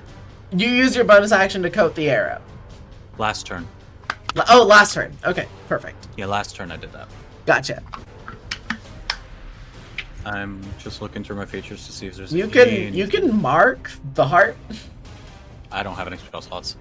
Okay, no worries. Yeah, I also forgot to do the favorite enemy to favorite foe swap. So That's okay. I'm just gonna treat it as if I still have favorite enemy, even though we decided that we could switch it around. That's entirely up to you. I'll let you have favored foe. Like, you just have to tell me. Like, even if it's not on your character sheet, I know that you plan on taking it, so you can just use those features now. In a second, I need to look. Okay. As a bonus action, when you attack someone, you can mark them as your favorite foe. It is 1d4 damage on your next attacks, and you act like it's concentrating. Yeah, so give me an extra d4. Okay. And you can do this up to your proficiency bonus. So you do this 2 times a day. Okay. I play Roggers. God damn it. 1 extra point of damage. It's catching up to us. Definitely worth the hassle. So, There's all these ones. Look at them. 2 things happen at once. The first thing is that the heart's layer action goes off. The second thing is that the heart is taking another Paragon turn. Fuck. Yay. But first things first, you all hear the heart starting to beat faster and harder, until it is a rapid rhythm that I cannot physically imitate. And you see, like, waves of sound starting to ripple around the heart, and it beats faster and faster, and these pulses of thunderous, like, sound, like, as if the sound barrier is breaking in this one solitary area and fanning outwards. All of you need to make a Constitution saving throw for me. Shirsha, you fail it automatically. Yeah. You said a con save? Yep, Constitution save. Also, I will be nice. I will not make the animals roll. Oh. I failed that. Okay? Would it be... This is entirely your choice. I'm making a Actually, can I use my mistake. inspiration die? Yeah, go for it. Okay. I believe in you, Belle. I'm gonna die. Oh, thank fuck. Hey, yo, what's up, sister? Hi. Okay, and Lefa, your roll? Mistake asking you this. Mhm. Because I'm giving you choice here. And I should never give the DM choice. Would I get advantage, disadvantage, or just a flat roll because of me flying? We're just gonna make it a flat roll. Okay. Okay. God, I think all of you, all of you fucking passed it. You pieces of Except shit. Monkey.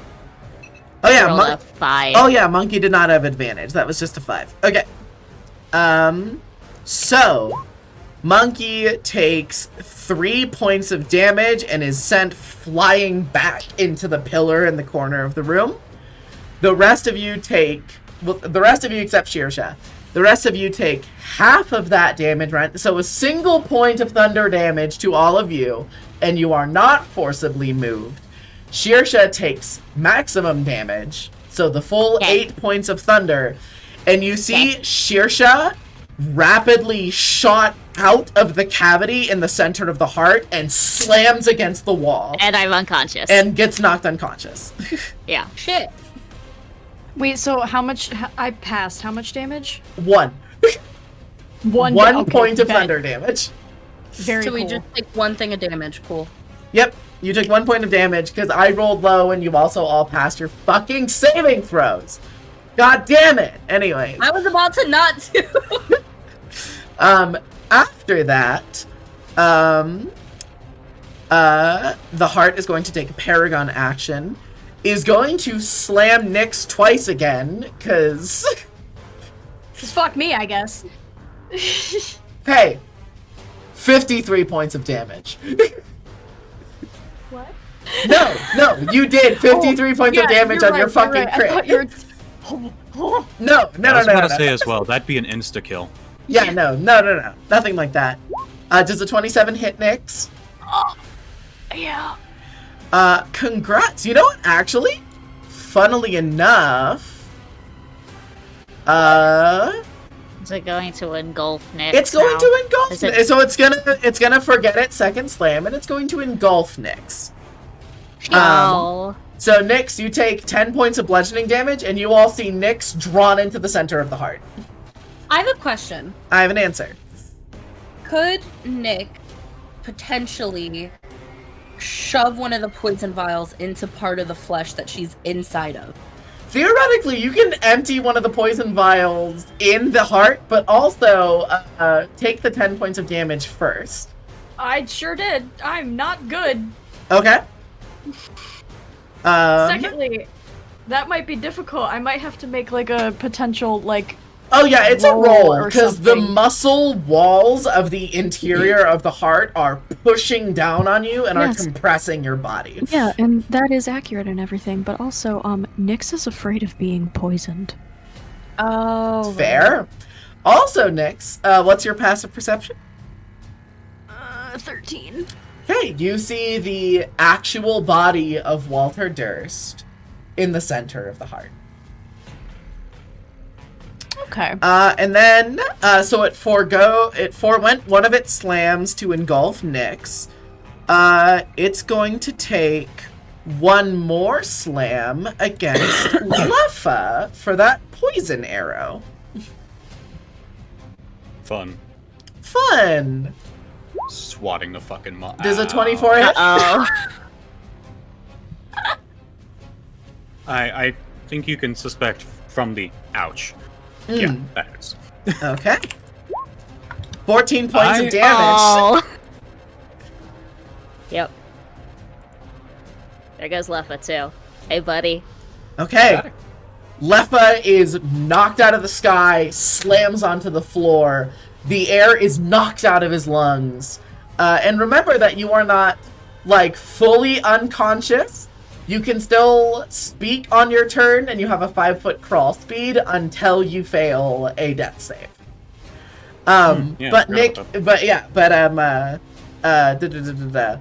Leffa is prone on the floor. The air was pushed out of your lungs from the impact. Things are not looking fantastic. That's the second time I've gotten fucking bonked. And one of them was by a friend. Yeah. To be fair, you were gonna kill a dog. To be fair, he was magically I know. compelled to kill a dog. I never know. said it wasn't justified. But I'm just claiming it. It was better if Monkey knocked his ass out versus Nick straight up willing to behead this motherfucker. That's fair. So, All right. As I said, Belladonna. Completely justified. I was muted, fuck. hi. Hi. Sorry. Nix and I were fucking yelling at our messages together. Oh, good. Leffa, you were saying. Real quick. I just said that the first time Leffa was slammed to the ground was completely justified. This time, This time felt a bit personal. Belladonna, you are kind up. of attacked by the DM.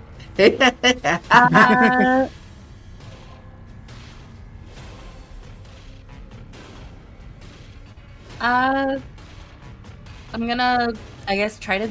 All I can really do is just slam with Mamba's Ivory and hope that the poison, like, hits higher. Okay. So. You used a bonus action last turn to command Cordelia to bite. Do you want to Right. reload Mamba's Ivory, or do you want Cordelia to bite again? Fuck. Sage, if you don't mind checking out VC chat, please and thank you. I love you. Oh, yeah, no That's problem. Cordelia did a pretty fucking good amount.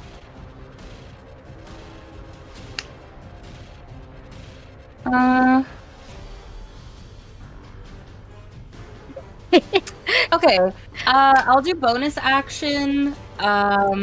bonus action, Cordelia bites. Okay. Alright, give me the bite from Cordelia. Reminder that the armor class is 8. Cordelia, baby, don't fail me now, please. 22 God. hits. Okay. DC 10. Da, da, da, da, da. Please.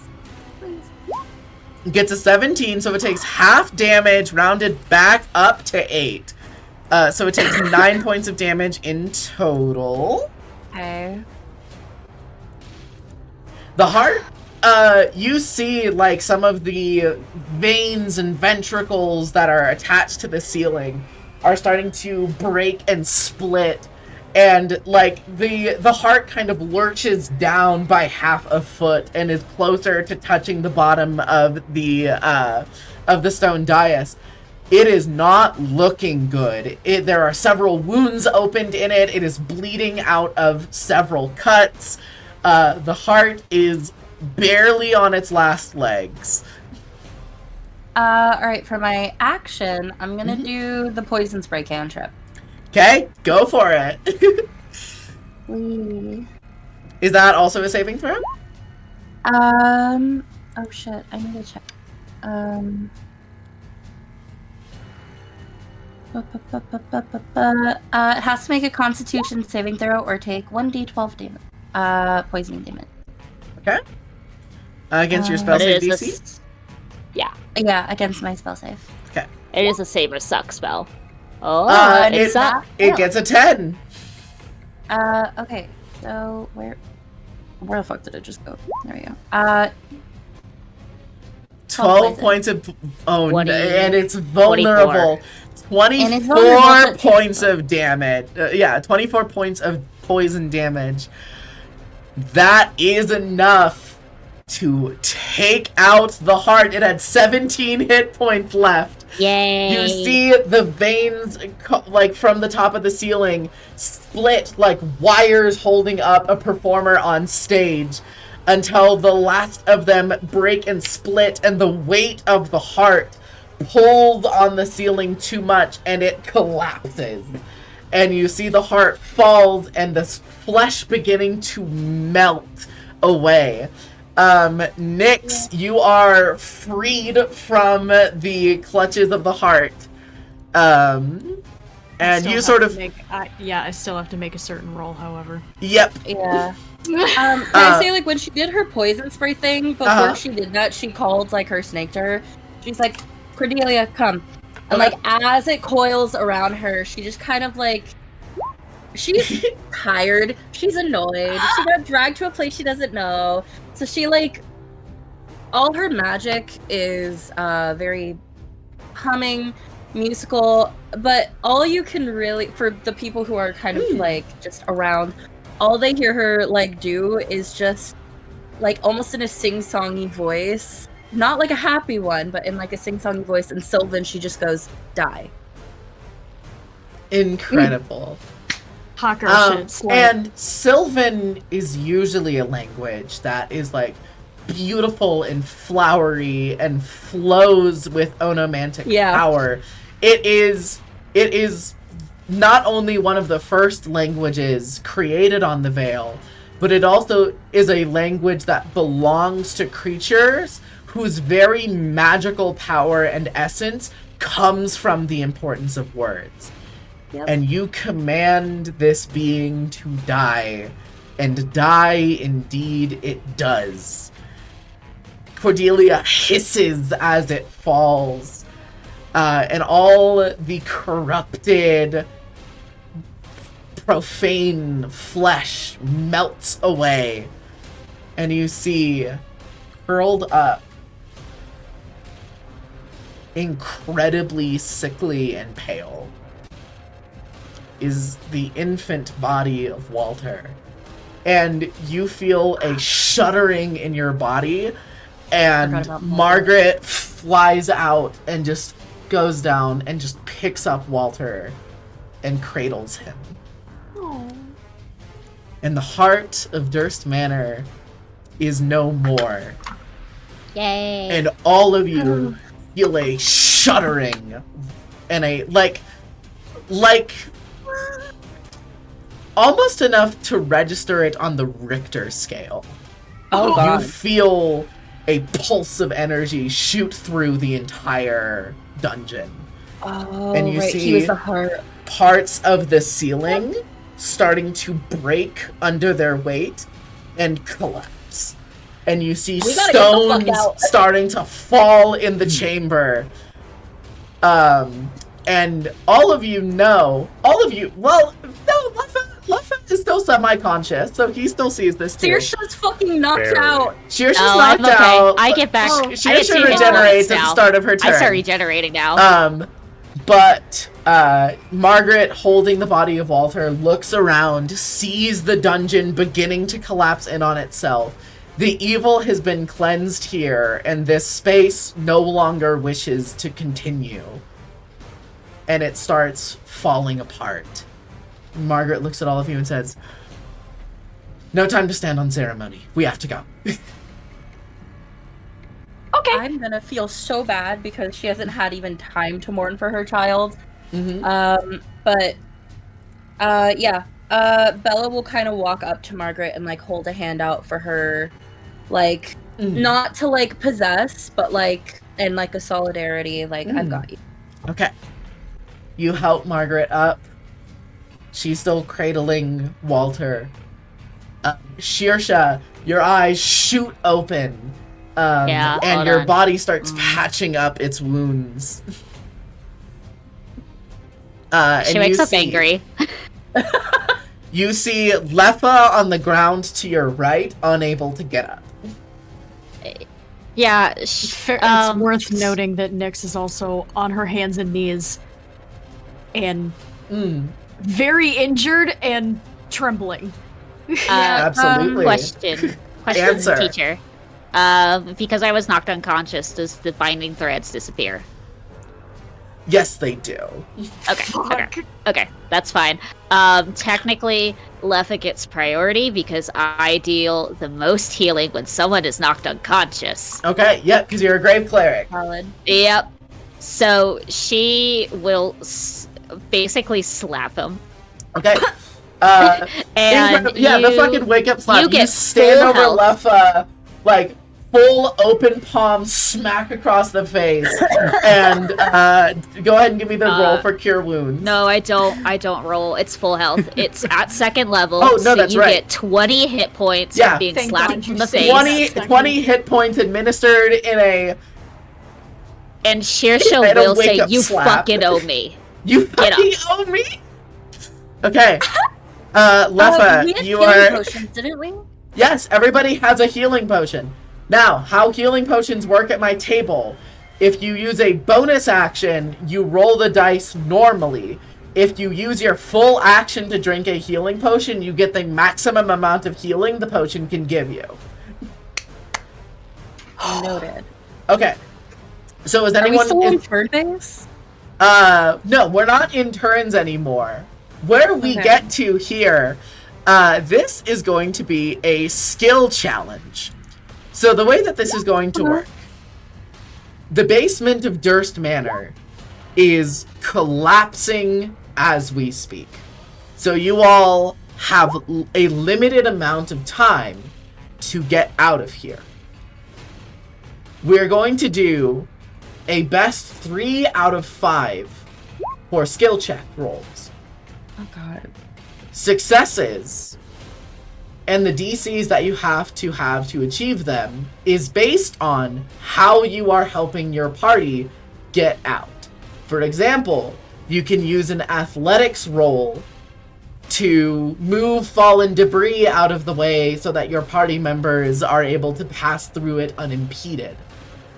Or you can use Arcana to invoke minor telekinesis and stop a rock from falling on a party member, or so on and so forth.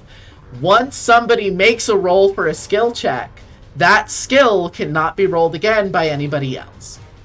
You have 5 chances. You need 3 successes based on the DC, and the DC is based on what skill you are using and how you are using it to help your party.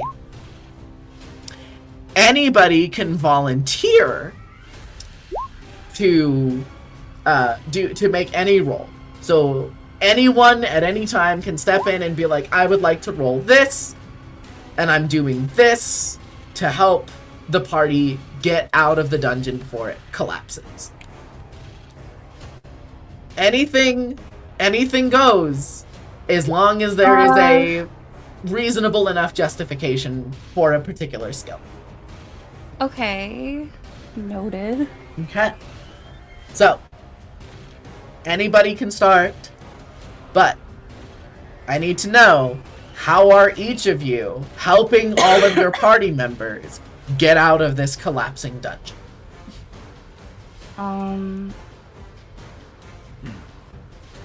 Also, if you expend a spell that fits whatever the attack, or like if you spend a resource that fits whatever your skill check is, so like using a spell as part of your Arcana check, you can get advantage on that roll. Alas. Oh god.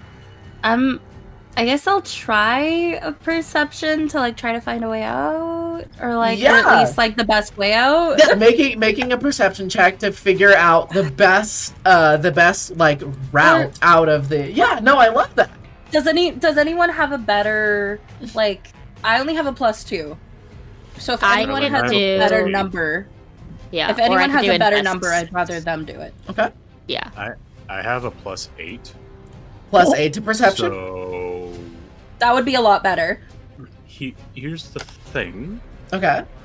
I'm okay with doing that, but I could also use a cantrip given to me innately by Swarmkeeper, Mage Hand, and potentially raise the portcullis. Yes, the portcullis has not opened yet. Okay. So you are lifting the portcullis and you are using Mage Hand to assist you in doing so. Am I able to do both of the things, or just one of them? Oh, doing them both together gives you advantage on the roll. No, I mean raising the portcullis or perception. Theoretically, one. Yeah, one person can make one skill check. Would I be able to do the Mage Hand for someone else then? Yeah, I will let you use the Mage Hand to give somebody else advantage to open up the portcullis. I will allow that. That's on standby for anyone who needs it. So, this one has to be athletics or acrobatics. Does somebody want to lift open the portcullis? Okay, perfect. I have a +9 to acrobatics. Okay, give me an acrobatics check with advantage. Could I also give guidance or no? I'll let you guidance. That's okay. Okay. Probably not necessary, but sure. Acrobatics with advantage and add a d4. 18. Give me the d4.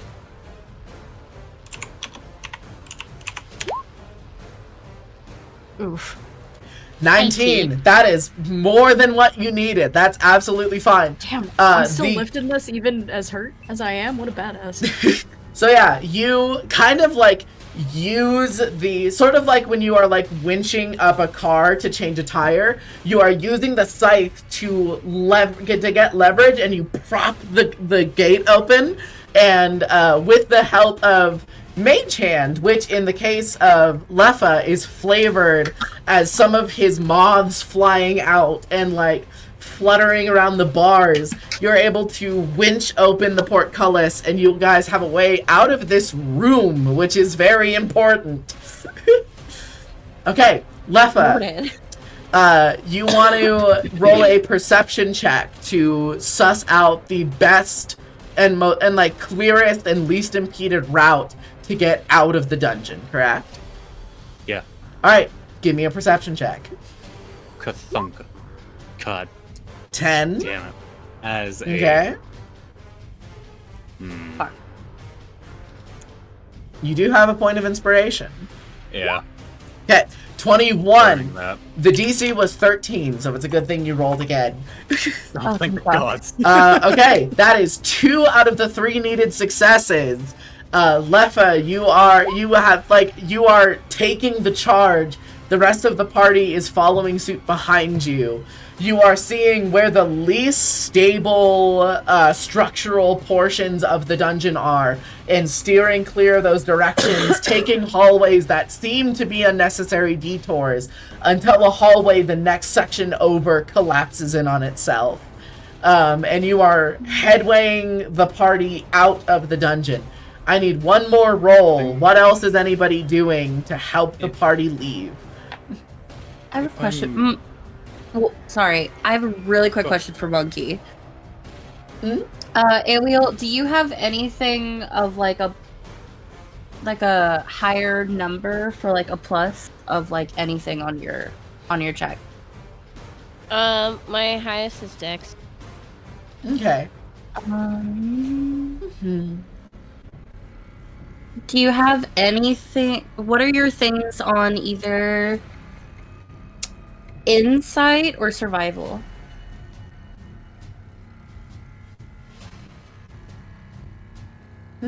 Just like, what are your numbers for those? Insight is 5, and Survival's the last one.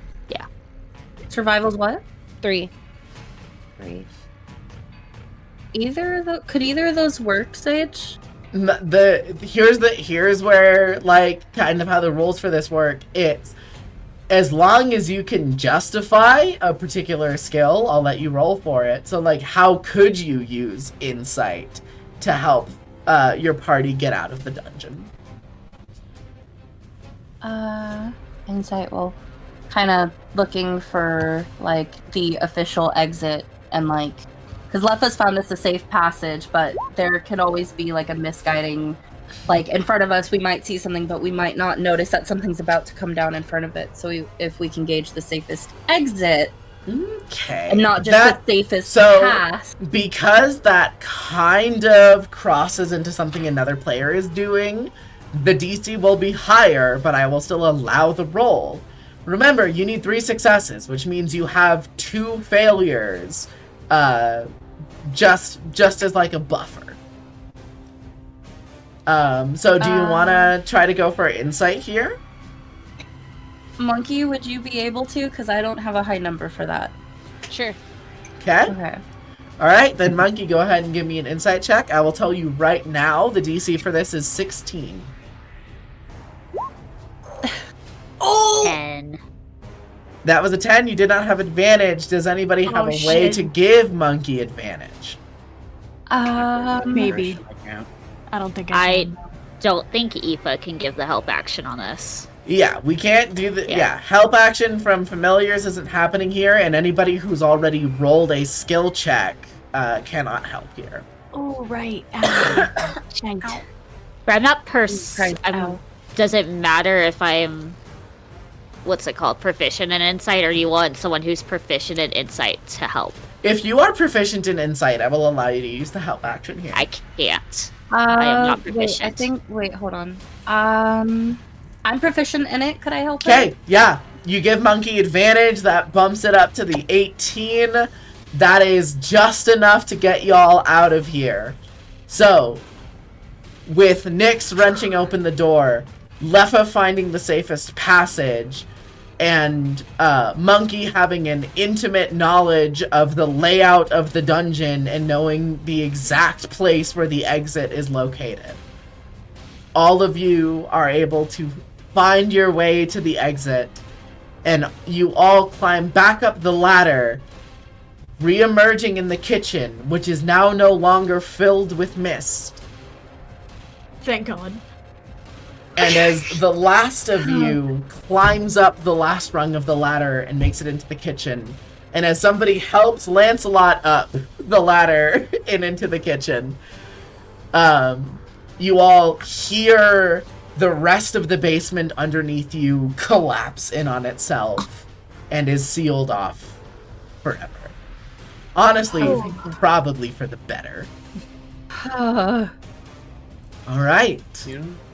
The battle music made it so much more intense. Thank you. Yay, property damage. That was kind of the idea behind it. You know something I just realized? Huh. you marking the way out, Belle? Yeah. Yeah, that's how you granted advantage, because you marked the walls to get back to the exit. Yeah. Thank God for Belladonna. Thank God for Belladonna. We love foresight right here. Foresight and poison. Okay. So I'm going to kill Nero and bring in some new music, because all of you have officially gotten out of the basement where all of the threat was. I used one.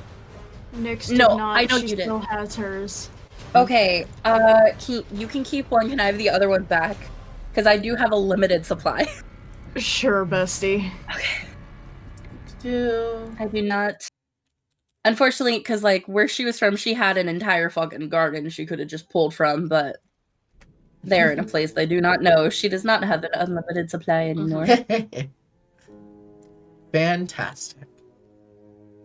A thing all of you would notice with your passive perception as you come back into the kitchen is that the broken windows, where before there was just a thick coat of mist, you instead see foliage, trees, forest. You can still see mist, but much further back behind the tree line. Huh. Okay. We're not in Kansas anymore. God no. damn it. Remember whenever I said that the tall moth boy was played by a little shit? Yep, I remember. Nyx still You just has look to at Lancelot. use the wall to support her weight, by the way. I'm still hurt. Oh yeah. Very hurt. Yeah. Bella's gonna fuck my health. She's gonna go over to Nyx and like hand her like a healing potion, like help Nyx basically like take the healing potion. Okay. She doesn't really give a shit about her health. She's just like, Now- Nyx. Remember, if you are using your full action, basically the way that I imagine it is if you drink every single drop of a healing potion, you get the maximum possible healing. Using a bonus action to drink a potion in combat, you're going to spill some or not get the entire potion down. But if you focus on drinking every drop of the potion, you get the maximum healing. Yeah, she is definitely going to be downing that shit. It is 2d4 plus 4 normally, but because you're getting the maximum roll, you heal 12 points of damage by drinking the entire potion using your action. Okay, so I am actually at 22 now. Perfect. Anyone else wants to drink their potions, you can restore 12 hit points right now. Still a little ouchy, but I'm much better. I think that was my only healing potion, so... Was it one for everyone? Because it was 5 healing potions. It was 5 healing potions, so it was one for everybody. Oh. Shearsha would willingly give hers up to someone because she's already healed. Yeah, Shearsha's fully regenerated by this point, so... I was gonna raise her hand and be like, I could use that. Yeah, Shearsha's potion goes to Belladonna. Okay, how many each? Total. 12. It is 12 if you are using your action to drink the potion. Yes. Okay. I feel like I'm using my time to mend my clothes from the acid damage. I am back at full health. Fantastic. Nyx is gonna also light a cigarette. Wonderful. And you see Margaret kneeling, still holding Walter. And you see her form starting to flicker. But not in the way that you're used to, where, like, the amount of stress, posthumous stress that she's been going through is unraveling her. It's more of, like, a silent acceptance that everything is over, and slowly Margaret is beginning to fade out. She just holds Walter. Is Walter fading with her? No, but you can tell that Walter's body has long since been bereft of life. Noted. Are there any shovels nearby? Yeah, I'm not gonna make you roll for that. You find a supply closet, like the closet that's right next to the front door where people put like umbrellas and heavy coats and whatnot. There's a shovel. Okay. Since Bella kind of like helped Margaret before, she's just gonna kind of like go like right in front of Margaret,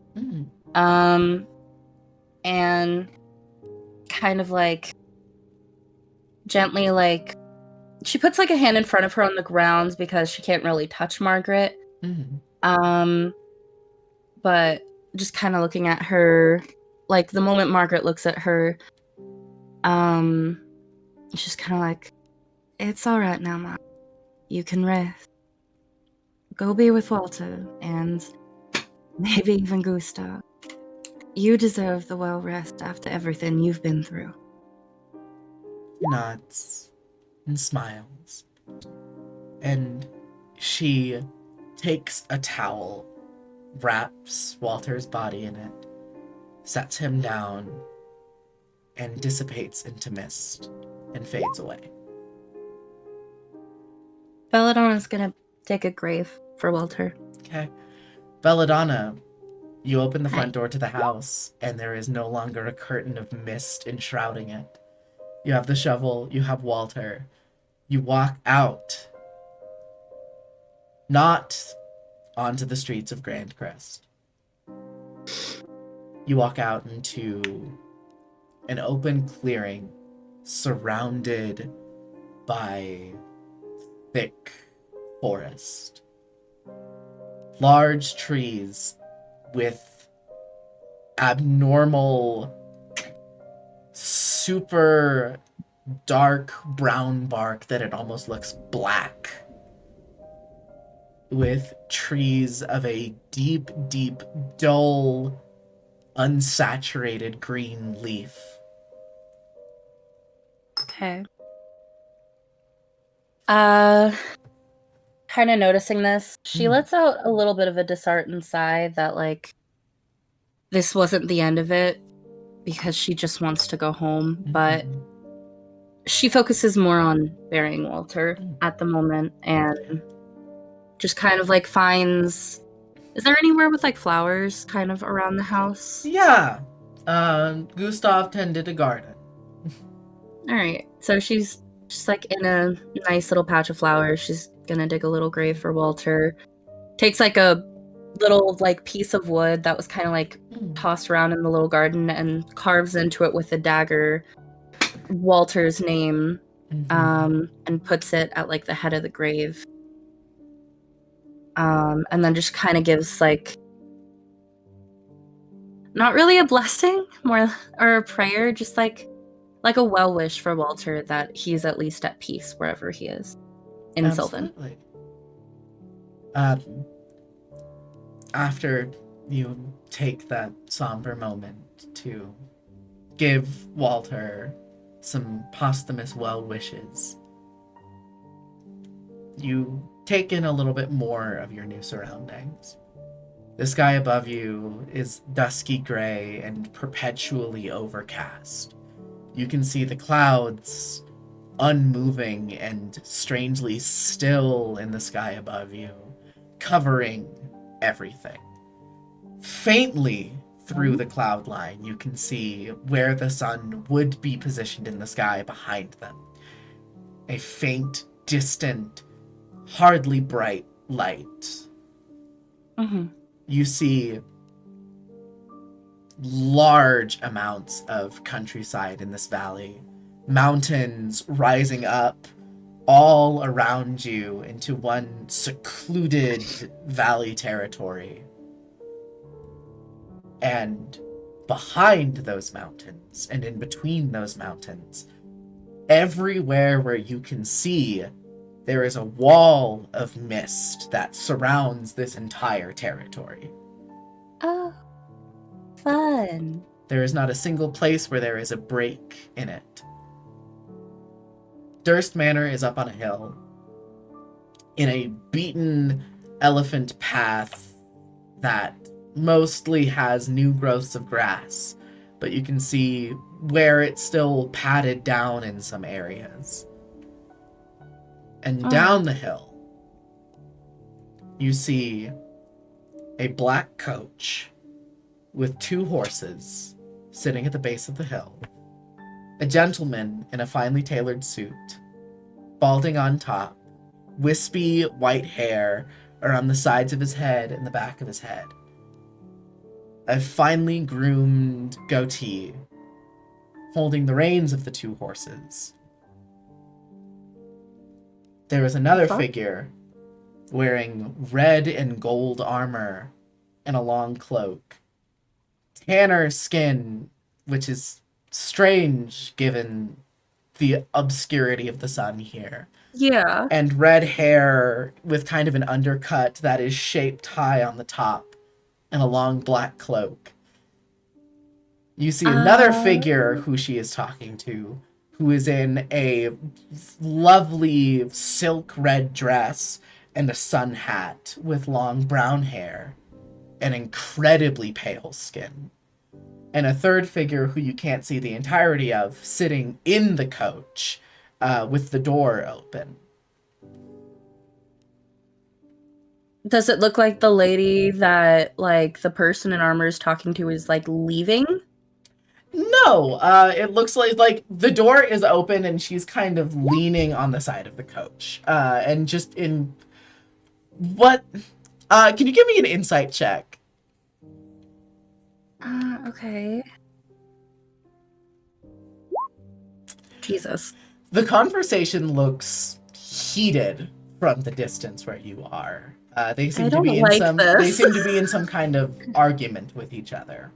I don't like that they're doing this right outside of a house where all of this was taking place. Mm-hmm. Zombie has a question. Yes, Zombie.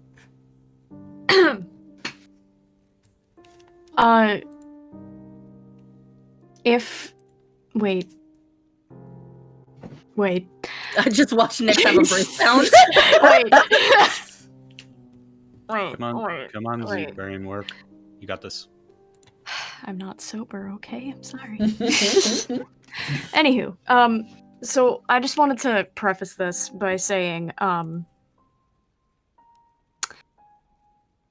if Nyx did in fact see Belladonna leave the house, and seeing that there is no mist there Well, she anymore, would have asked for some space, by the way, like to go. Well, bury yeah, the but body. I'm saying, like, seeing through that doorway that there is no mist out there anymore, I would for sure go outside. She would. Yeah, I'm not. Belladonna's in a separate area making the grave for Walter, but you are by the front door of the house, kind of outside of it. Sorry. So down in my little area, I see all of this. Yep.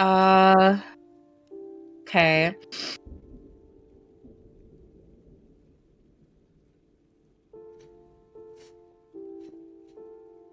Does the person with the armor, like... does the person with the armor look like, at any point, like, this argument is going to end, basically? No. No. You can see... What I'll say, on a 19 insight, the person in armor is the one who is being the most confrontational, and the woman in the dress and the sun hat is just kind of sitting there and just taking it. And it like, but seems kind of disinterested in a way. Okay. I'm gonna take the person in the fucking armor as an aggressor. Also, the fact that this is outside of a house where multiple slaughters just took place. Yeah. Looks like they're kind of like bothering the woman, so can I just pick up a stone and like throw it a ways like behind the person with the armor? Yeah, absolutely. There's like a hedge.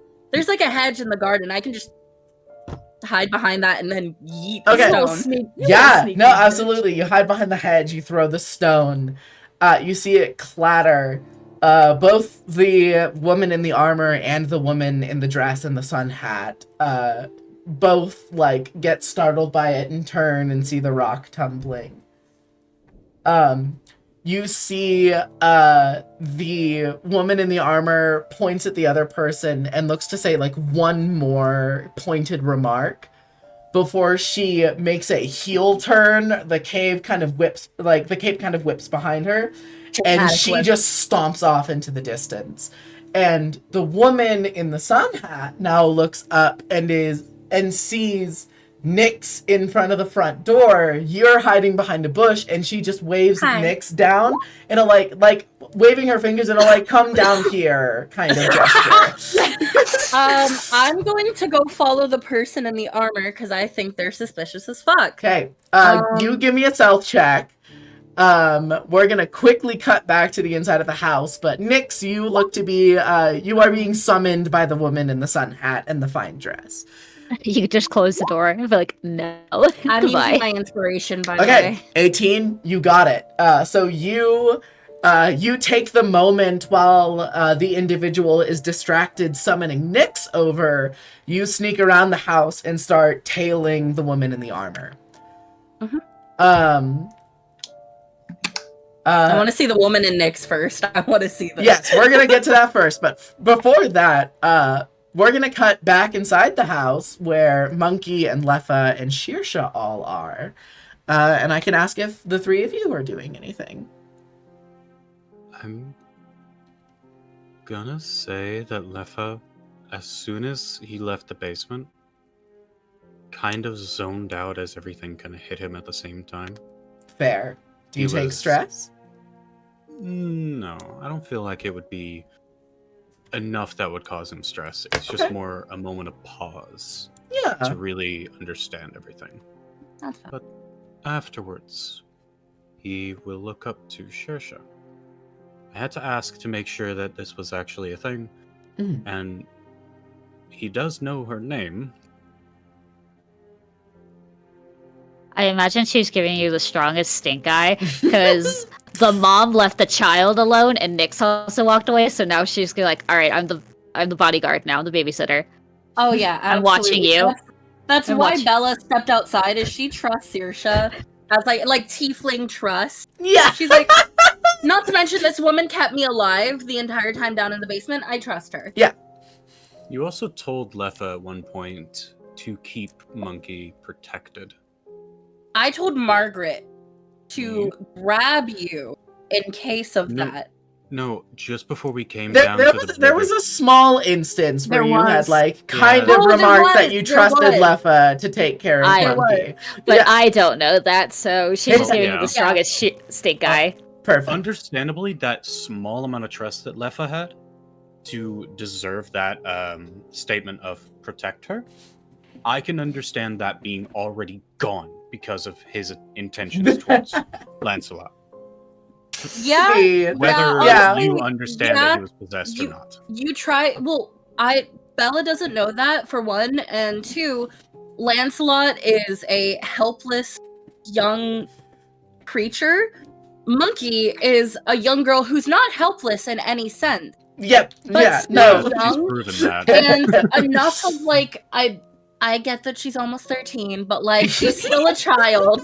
Wow. So yeah, it's still a concern for her. All her trust for Leffa being near Monkey, gone. Okay. Yeah, no, that's valid. Nonetheless. The child had to smite you to listen.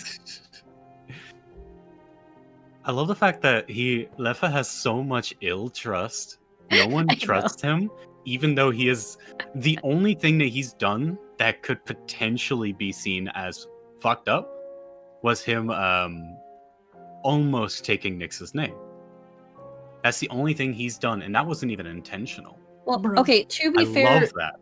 That and the dog thing. The dog thing is probably more the But we reason. don't know that. Yeah. I think. My We, the point characters, is, don't. Yeah. This is a player observation. Leffa doesn't think this. Yeah. Okay. He honestly thinks that it was his doing. Nonetheless. You were... Leffa did... Not even really acknowledging Monkey's presence at first.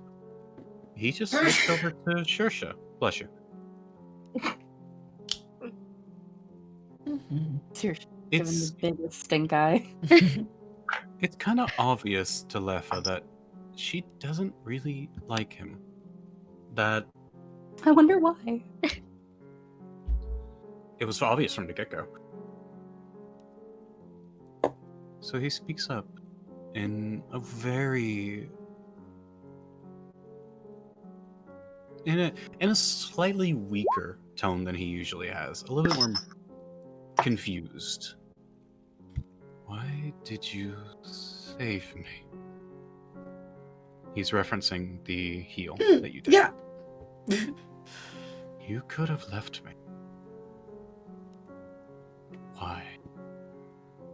Okay. So, babe, question. Answer. What would be the equivalence of the Hippocratic Oath? Because she wouldn't say the Hippocratic Oath. She would say insert terminology here. Yeah, I think I don't it's know if just you have a term for it. it's not called the Hippocratic Oath, but like Yeah. it's definitely the thing of like as a practitioner of practical medicine, you swore an oath to do no harm, and to step in when you can prevent or treat harm. You could call it the Apothecary's Vow, or... I like the Healer's Apothecary's Vow. That's good. Yeah. Or would it just be Aura's Oath? No, But he won't know that. no, it is Aura's Oath. Yeah. Maybe it could go by both names.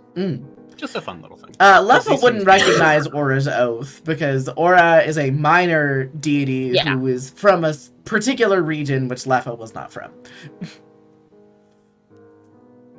Yes. But she doesn't know that. She doesn't know that. There's like a very deep sigh, and you could just hear like the hiss of anger just leave her. Not at you. She's just angry. I'd say with the being a wisdom caster, you do know, you could just passively see that she is just burning with rage. That is not directed towards anyone else but her own being. So she just takes a deep sigh with a little hiss and then goes, I am a practitioner of medicine and science. I took an oath to Aura, the goddess of medicine, to ensure that all life will be healed under her name. And I understand that you are a humbled folk. You technically do not fall under the standards of Vir, but some people care about you. You have a world where someone cares about you, and therefore I kinda have to care about you. And also, to prove your point, that because you know what I am not what you think. So please remove anything you think of that pertains to me, and just know I am a healer, not a person who is intent to kill you. So you're welcome. Yeah, that's true. He did kind of start that off with why did you heal me and not a thank you, so that's valid. Yeah. Slay. Shears is a fucking queen. But yeah, Lefa, that is the response you were awarded. He stands up straight, looks you right in the eyes, and says, "Thank you, then, Shoshatri. I appreciate it. I am very grateful. And you are right. I owe you. But please understand, it is only hesitancy, it is only suspicion that I had towards you, because I had no idea your intention. No hostilities were intended." Yes, and the last people who knew who I was killed me. So I have to make sure that we know where we stand. I haven't drawn any weapon, so trust me. As far as right now, you are an ally to me. An unorthodox ally, no offense intended, but an ally nonetheless.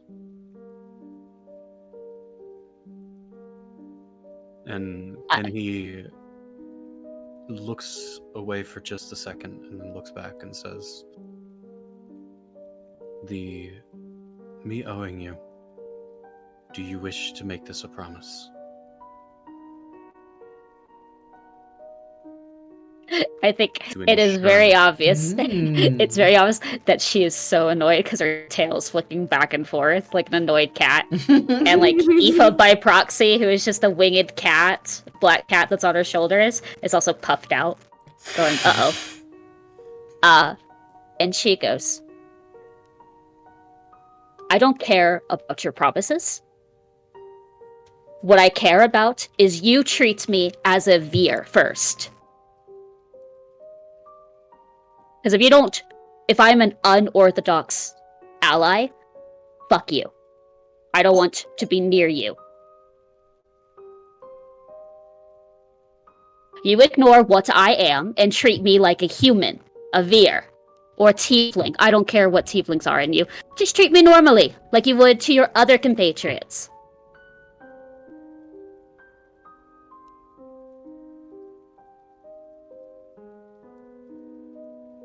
He just smiles. As you wish. Okay. Is Monkey doing anything?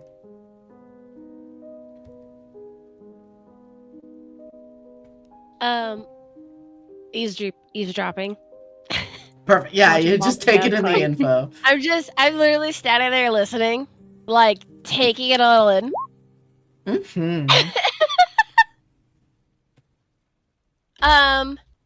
I would like to take a perception check to make sure I follow what they're saying without asking anything.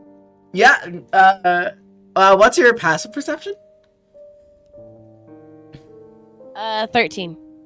I would say insight also works too. Yeah, you can do perception or insight. But you definitely overheard everything on a I didn't mean 13. to click that, sorry. Okay. You didn't have advantage, so on a 15. Yeah, you got all the juicy little gossip in your little teenager hands. So I actually fully understand what they say. Yeah, you get the implication just with everything you've observed from Shirsha and her openly talking about dying before and wanting to be treated normally.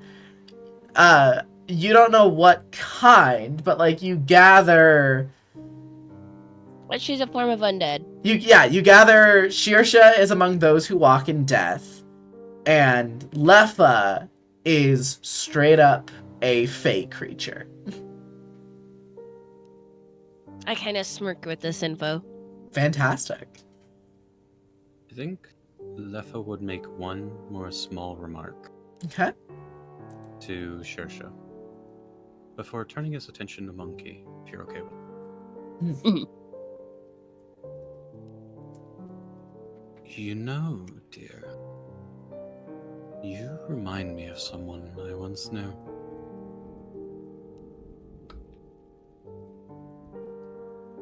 Hey, Shirsha, Yeah. can you give me a wisdom saving throw? Yay! Oh shit. This is not good. Oh shit! He says that. Okay. With So, Shirsha, you You only only- take a single point of stress. Yay. But you remember from your old life, your actual life, not your unlife. Briefly, you know, you remind me of someone that I used to know. She had a complexion just like yours. A thing of beauty she was.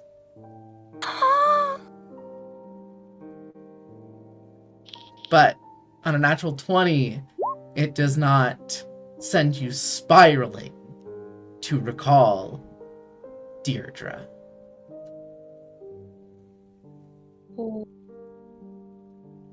Oh, if only I was a wild magic sorcerer, I would have wild magic surged.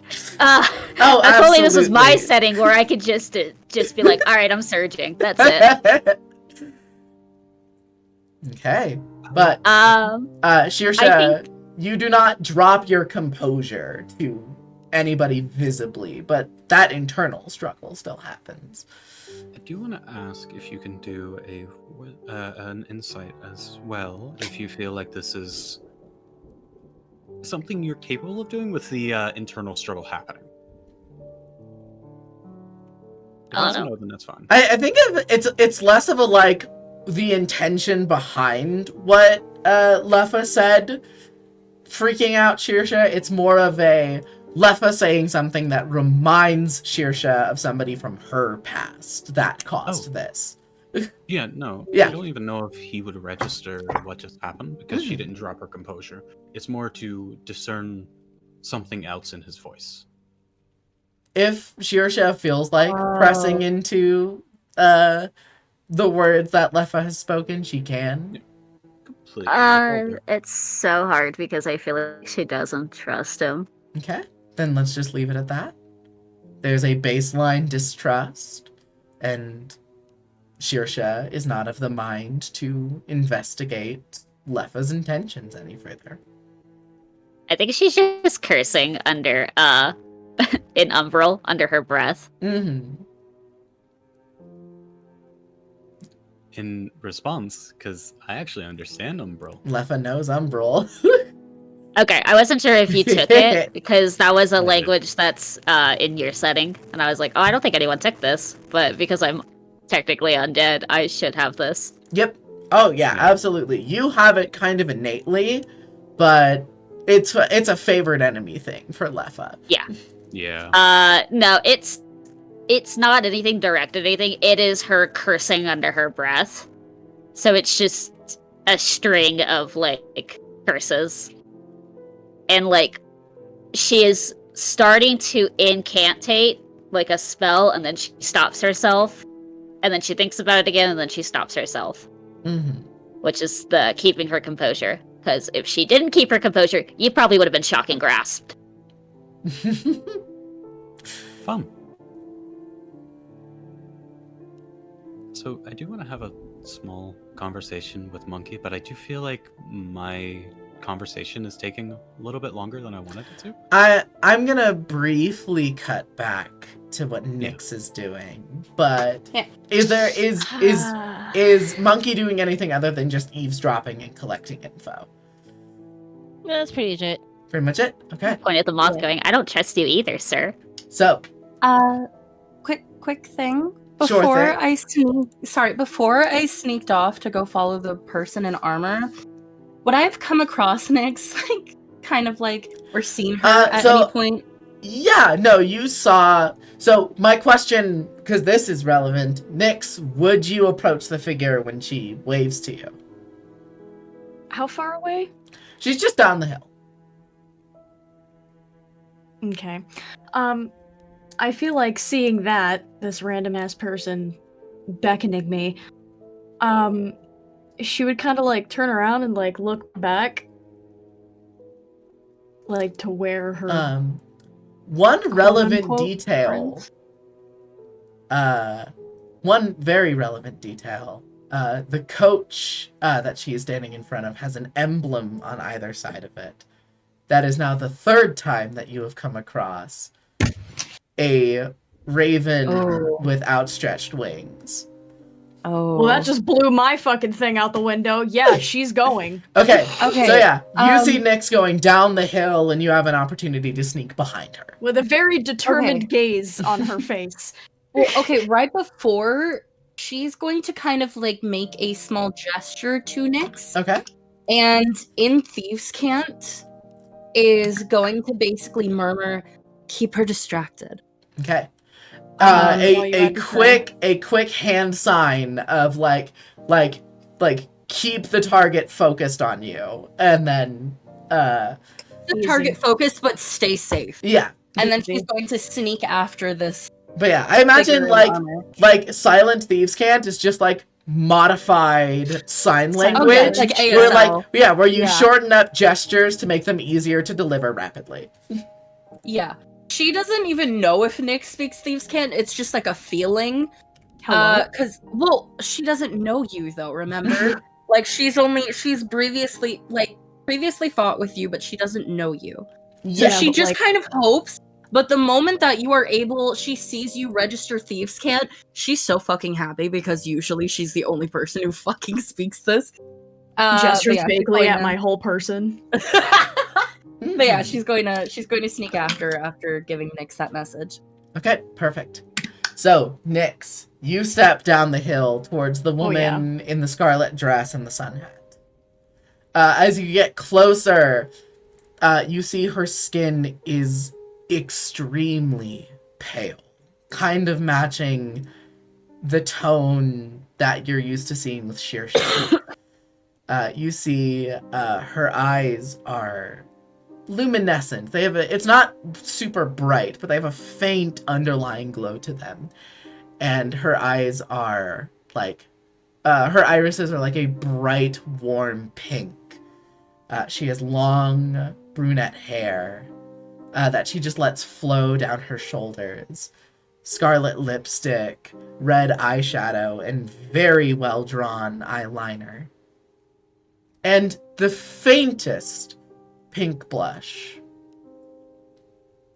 And as you get closer, you see in the open door of the coach, there's a woman behind her, also with brown hair, long, but not as long as the woman's, tied up in a bun, and she wears a fine pressed sort of blue noble's jacket, a white kind of like that like poofy skirt, like poofy shirt that has the little like fluffs at the sleeves. Yeah. An Yeah. ascot, well-tailored tan slacks, and fine noble's boots.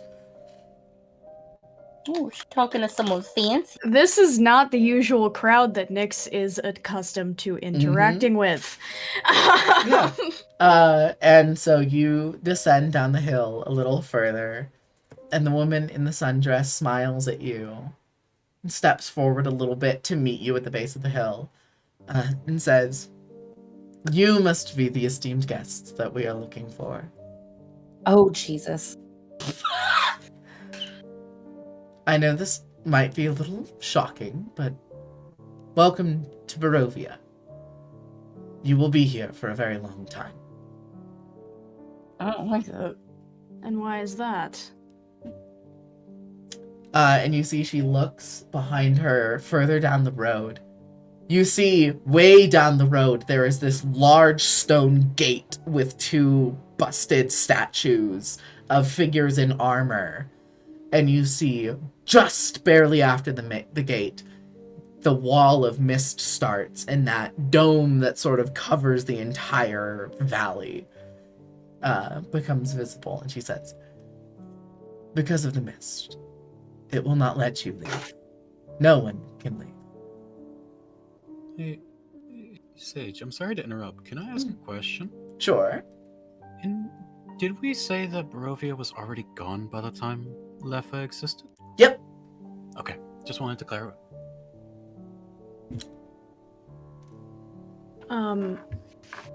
Nyx is going to look to where the woman looked and then look back at her and just go, "That's not exactly what I meant. Why were we all brought here?" No one knows. The mist picks its targets randomly from different places, from different times. I don't think, in my experience with it, I've ever seen the mist pick someone with intention. It's just anyone it can grasp. Although, normally, there's not a group of individuals like we believe came with you.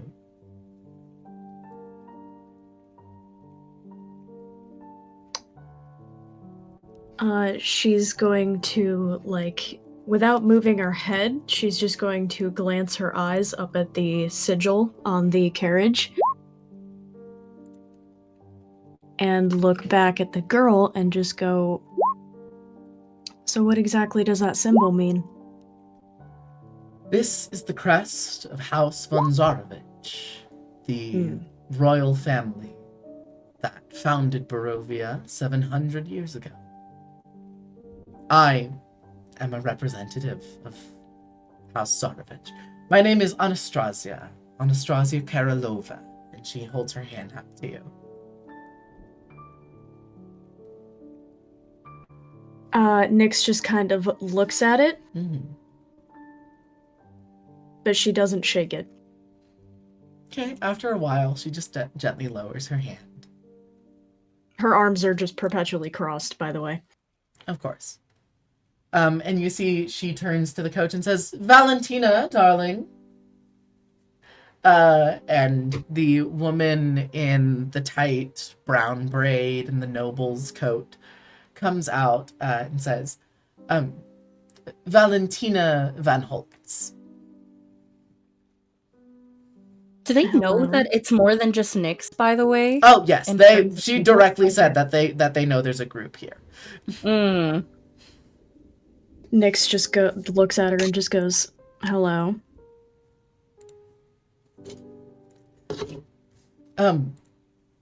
So, I can take over from here, Anastasia, my love. And you see the woman heads back Lesbians. into the coach. Listen, I get happy when there's gay couples. Don't worry, there's gonna be so many in this tragic tale. Oh, I know. I just get happy. You're gonna see me get happy every time. So, Valentina, unlike the woman Anastasia who just went back into the coach, has still a pale complexion, but a complexion that still breathes life. There's still a rosiness naturally in her. And she says, as Anastasia explained, we are envoys sent by Lord Strahd von Zarvich. It is not an abnormal thing for people to be drawn into the mist. And after a handful of incidents where people didn't acclimate well, Strahd thought it would be better to put a good foot forward and help people who have found themselves stranded in Barovia acquire the lay of the land. And to that extent, you see she opens a bag of holding on her person, pulls out a rolled up long piece of parchment and says, this is a map of the land of Barovia.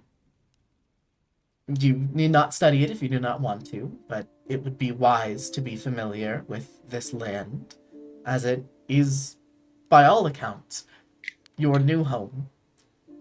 And she also takes out a large bag made of canvas and says, and currency that is not minted in Barovia will not be very useful to you here until that coin is melted down and reminted.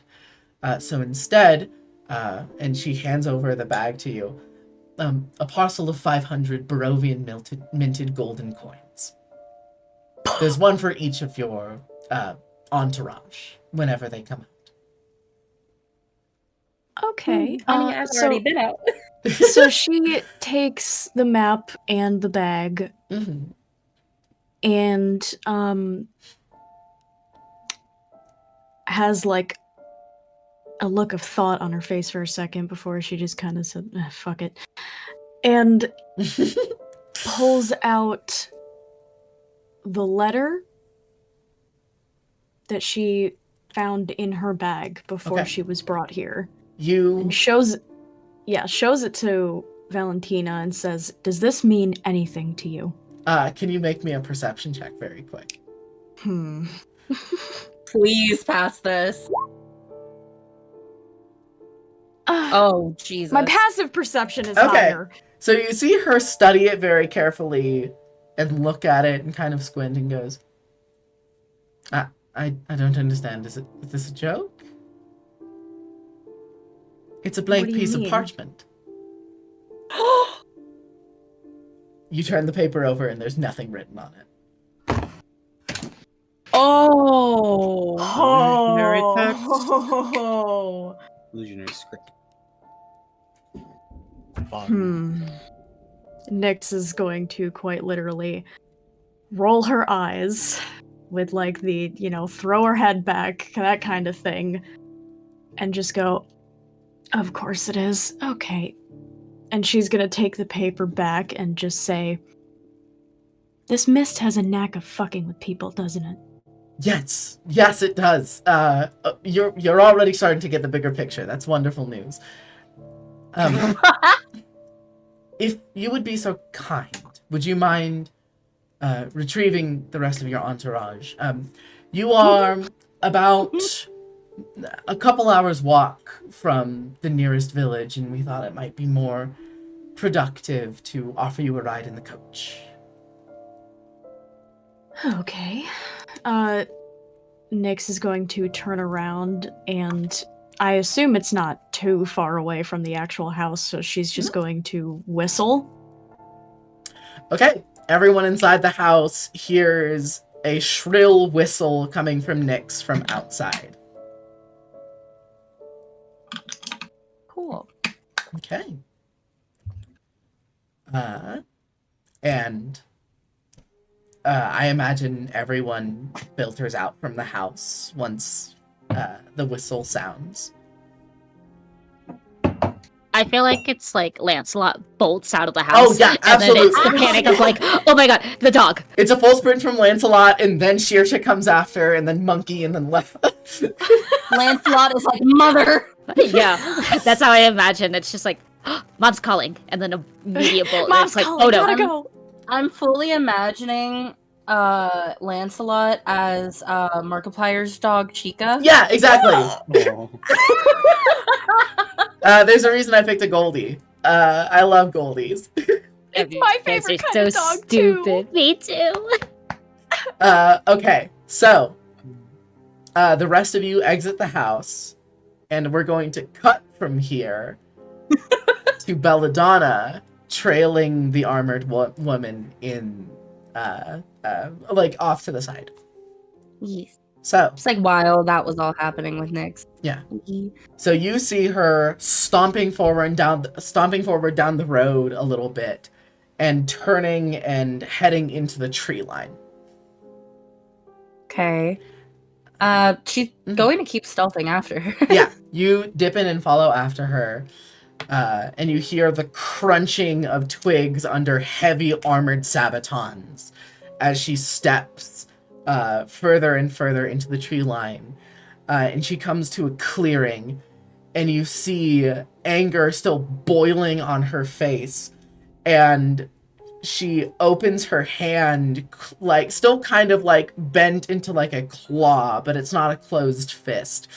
And a deep purple undulating arcane mass swells in her hand, and she fires it off. There is an immensely sharp arcane sound as it is shot off, hits the trunk of a tree, and splits it down the center. And she closes her fist, and the magic dissolves, and she's still seething under her breath, and is like, she could not even be fucking bothered to see me herself. She just had to send all her fucking lackeys to come try to get me. If she cared, she would have made herself known. But she didn't, because she never fucking does.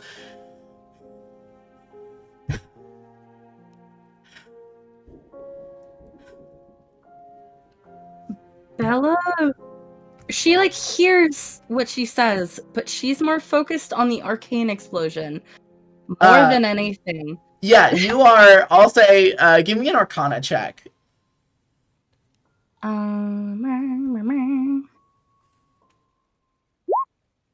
Lamau. You have dealt enough with warlocks in your time to recognize an eldritch blast when you see it. Oh yeah, because fuck. Shit.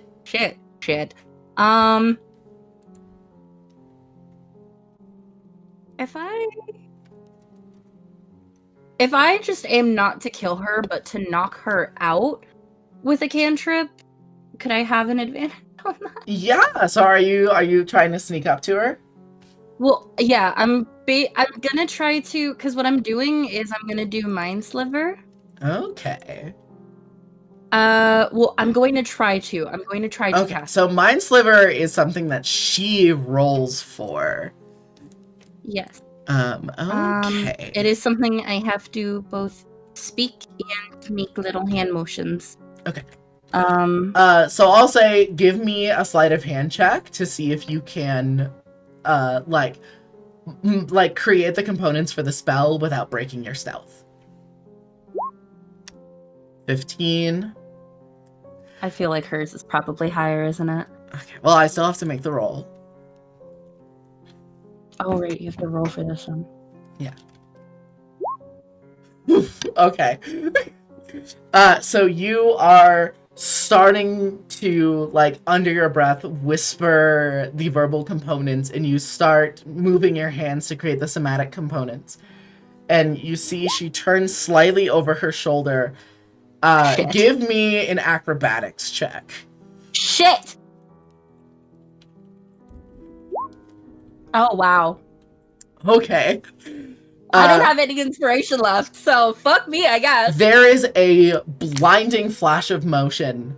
You feel her forearm pressed up against your collarbone. Your back slams into one of the trees, and there is a long, a long S-stock, which is like, basically imagine the cross between a great sword and a rapier, where it's a long blade, but it's thin and delicate. They're really cool. And it is pressed right up underneath your chin, and you're held up against the tree. And she goes, "What the fuck do you think you're doing?" Oh my god, that's hot. Sorry, I'm gay. Lamau. Sorry, that was way too hot, and I'm flustered now. Yeah, fucking Abby showed it perfectly in VC chat. Jesus Christ. Just kind of ignores her question, and like her eyes flick down to the blade. And she just kind of smirks and goes, "Huh, well that's kinky." I'm gonna make a wisdom save for Valyria. Oh, her name is Valyria. Oh, fuck. Okay, whatever. Teehee. She has a high wisdom, but she's not proficient in wisdom saves. Unfortunately. You but also... see her eyes narrow. Now that you're really close to her, her ears are long and pointed, and her eyes are a bright, shining crimson. Mm-hmm. And you see incisors, long fangs, canines and incisors, both sharpened. And she glares at you. She takes her arm off of your collarbone and sheathes her estoc. You would do wise not to sneak up on me like that again. Next time, my blade will not just be at the base of your throat. It will go through it.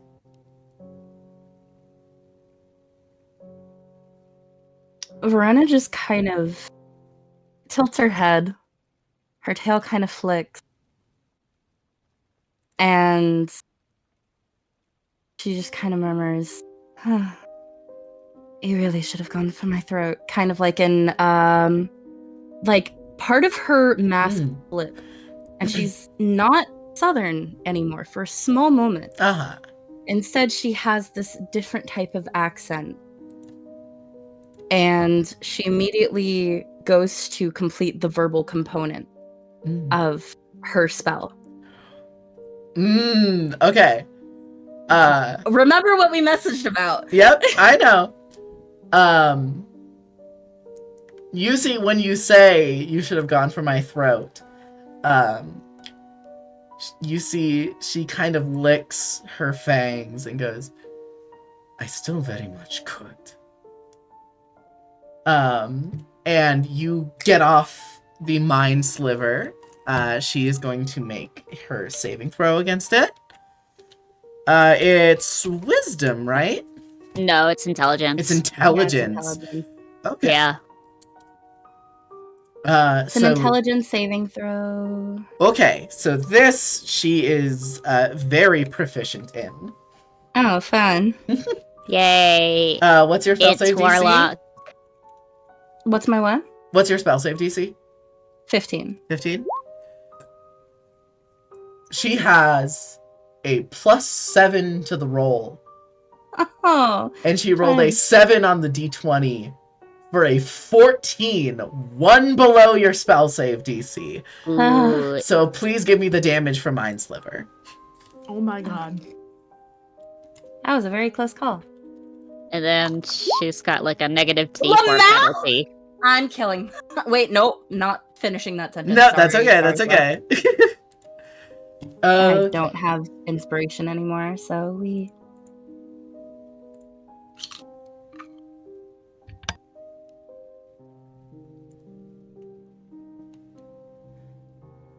Okay. Yeah, must subtract from the next saving throw she makes. Okay, so the spell goes off, and you see she lurches a bit, and blood pools down from her nose, and she wipes it. I'm gonna have her make another saving throw, which she now subtracts a d4 from. Whoops. Okay. I don't know why that happened. Plus that. Oh, were you- minus that. Were you just trying to look at what it is? Okay. You see, as the blood pools down her nose and she wipes it off and she looks at you. Do you think Belladonna has a coy kind of expression at the moment? Oh, absolutely. There is again a blinding fast motion, and clawed fingers wrap around your throat and shove you up against the tree a second time. And give me an insight check. Okay. Jesus. You see behind her eyes, bright crimson, there is a deep, primal hunger that is coming to the surface. And you see the fangs in her mouth grow slightly longer. Can I do something to distract her hunger? Sure. Hold on. I'm gonna DM you. Okay.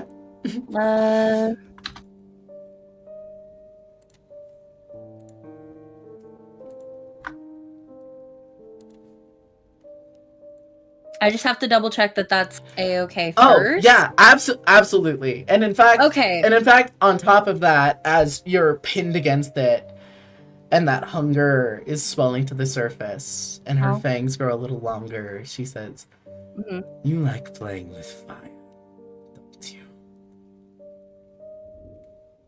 She kind of remembers her mask for a moment. She goes, "Well, darling, that's the best type of fun."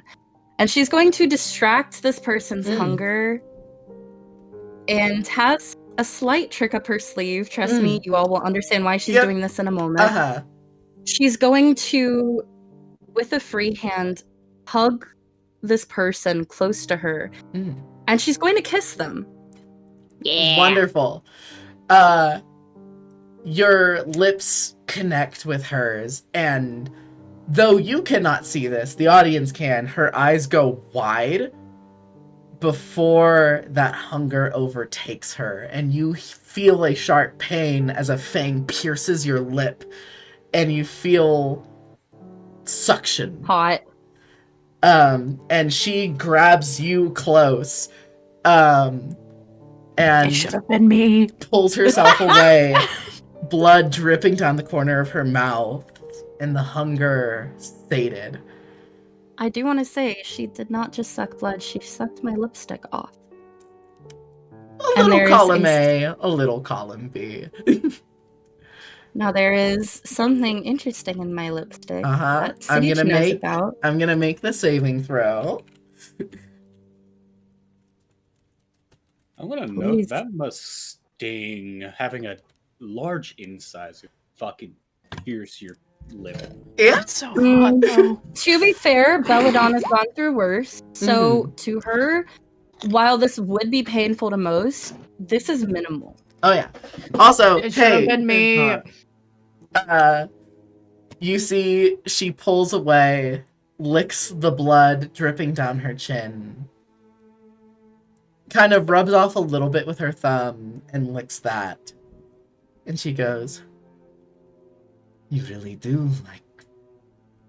And she stops, and you see veins in her neck pulse, and her breathing stills, and her body locks. And she looks at you confused with the motion that she can manage in her eyes, and then furious. But she is paralyzed. Belladonna just kind of tilts her head again and smirks, tail swishing, and like, how do I explain it? Like, if anyone has seen like a cat when they finally catch their prey and their tail does like a little slow but victorious swish, that's what her tail is doing. She just kind of looks at this woman, Val, and taking her time, pulls out her lipstick and reapplies it. And gives like a teasing lick of her lipstick. Approaches and with like a hand underneath her chin and like tilting the chin with like her index finger, with the claw of her index finger, goes, "Oh, darling, it was a good effort, but I always win." And leaving her paralyzed, she's going to walk back, and as she walks back, she's going to hear Nyx's whistle and hurry in her pace to reach her friends. I think I might be in love with Belladonna.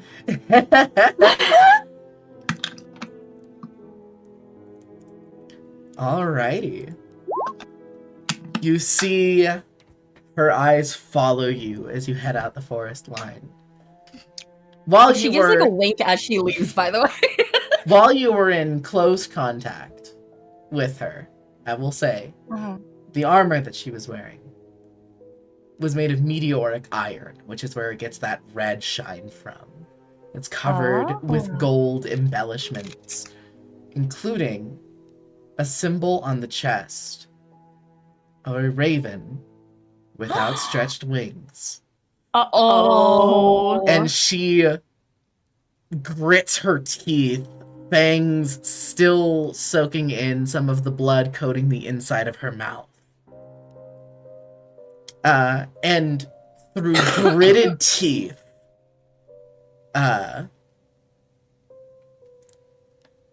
she will just mumble, "When I fucking find you." With my hearing, would I be able to hear that as I, like, walk away? I'm just gonna kind of shout back, not even turning. Or actually, no, I will turn back. And, like, walking backward. "Oh, darling, that's what I'm counting on." And gives, like, a wink as she turns back away and she sachets out of the forest. Okay. Sashay away. Sashay away. And the party reconvenes at the coach.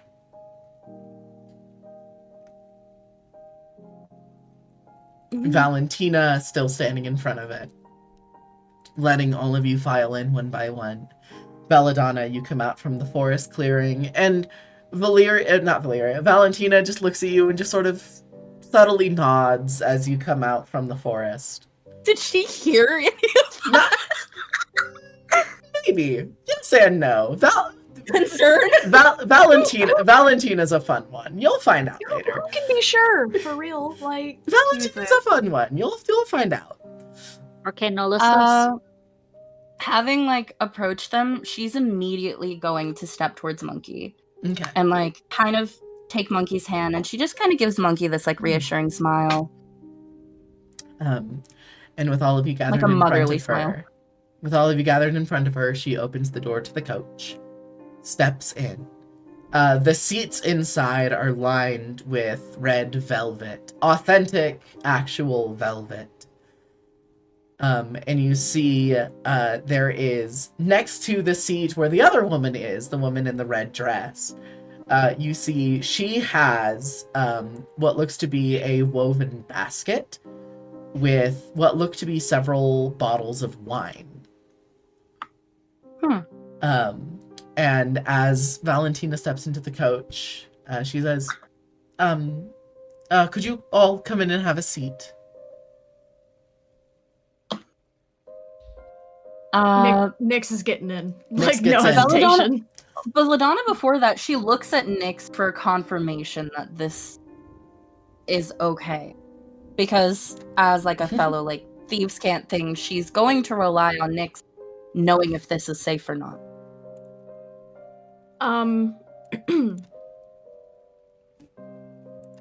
Nyx is just gonna nod. Very subtly, but nod.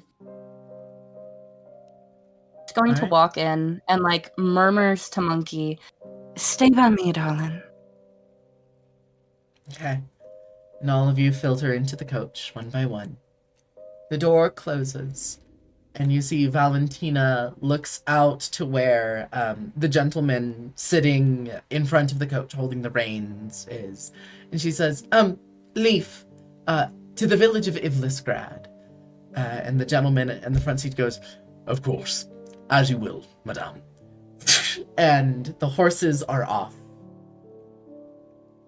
And you are all in the coach, heading down the road.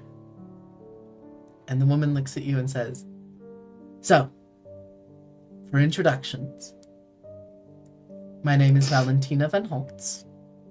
This is my consort, Anastasia Karolova. We are representatives of House von Zarevich, belonging to Lord Strahd von Zarevich, who is the master of this land. Barovia is his. All of you were brought here by an entity we don't quite understand the full nature of. It is called the Mist. And what we know about it is that it likes to collect things. Places, as she gestures out the window to the surroundings that you are passing by. And people. And it does not care where they come from or when they come from. And it doesn't seem to collect anybody with any rhyme or reason. But what we know for a certainty is that it does not like losing anything it has collected. The Mist has never released anyone, save for one specific group of individuals, but I can talk about them a little more in depth afterwards. But all 5 of you are now within the land of Barovia, and this is where you will stay for the foreseeable future. But while we understand this is jarring, Anastasia and I have made it a personal mission under the approval of Lord Strahd to make transitioning into Barovian life much easier. And she reaches into the bag of holding and she pulls out bags made of canvas and hands a bag to each of you one by one. This is 500 gold pieces worth of Barovian minted coins. So we all have 500 gold. Noted. Yep. Any coin you already have on your person should be donated to the mint in Vallaki so that they can be melted down and reminted as Barovian currency. As they stand right now, you would only get half of their coin value spending them in Barovia's local economy. So if I had 100 gold before... It's worth 50. Okay. So I guess that's something I have to go do. Mm-hmm. I'm gonna mark my gold down in the yes. the like silver area just so I don't forget. Sounds good. You could also put in the item slot as a new item, calling it material plain gold. Put the quantity on the left side as the amount of gold you had. That's what I did. It's okay. I'm gonna just leave it in the silver area. Sounds good. I'll remember it. Okay. Does anybody inspect any of the coins? I will. Okay. You take Yeah, I out the will too. coin. On the face of the coin, on the heads of the coin, there is a figure's face in profile, with long black hair, wearing armor, looking straight ahead of him, and a long beard. And if you flip it onto the back, you guessed it, for tails, there is a symbol of a raven with outstretched wings on top of an emblem. Seeing this, Bella's gonna kind of... She tilts her head quite a lot. It's something she does when she's either intrigued or curious. Yes. As a reminder, So this she symbol kind was of- also on the side of the coach that you are riding. Oh, yeah. So she kind of tilts her head again.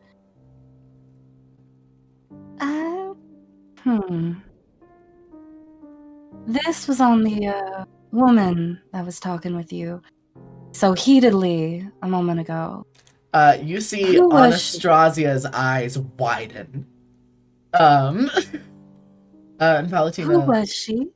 Valentina looks at you and says, "That is Valeria von Zarnovich, Lord Strahd's daughter." Oh, you fucked up. Oh, you I've- fucked up. I've started something, and I don't know if I regret it yet. Good old kinky Um, with the daughter of the Lord. Now? Which also means I've I can kissed post the this daughter of the Lord. Which means I can post this playlist finally. Oh my gods. I didn't just make an enemy out of her, I kissed her. Yeah. And she's out to get you. We Made a very confused enemy. That's what you did. Belladonna, though, she just kind of... Actually, can I get a perception check from the group? Yeah, I would love that. Perception or insight. Or both. Or either, rather. Either or. Perception. Perception. Alright. Perception checks from everybody. Anybody who wants to kind of study... Anybody who's looking at Bella as she's, like, talking.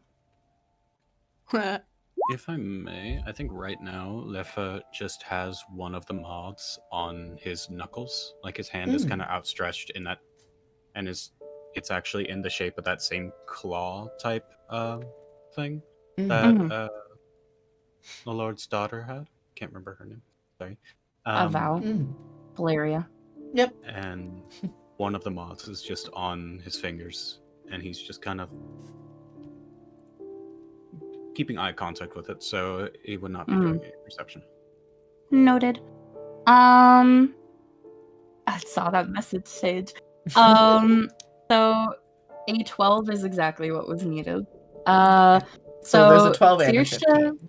yeah, so Saoirse and Nyx, both of you would kind of notice she doesn't just smirk like Monkey only sees a smirk.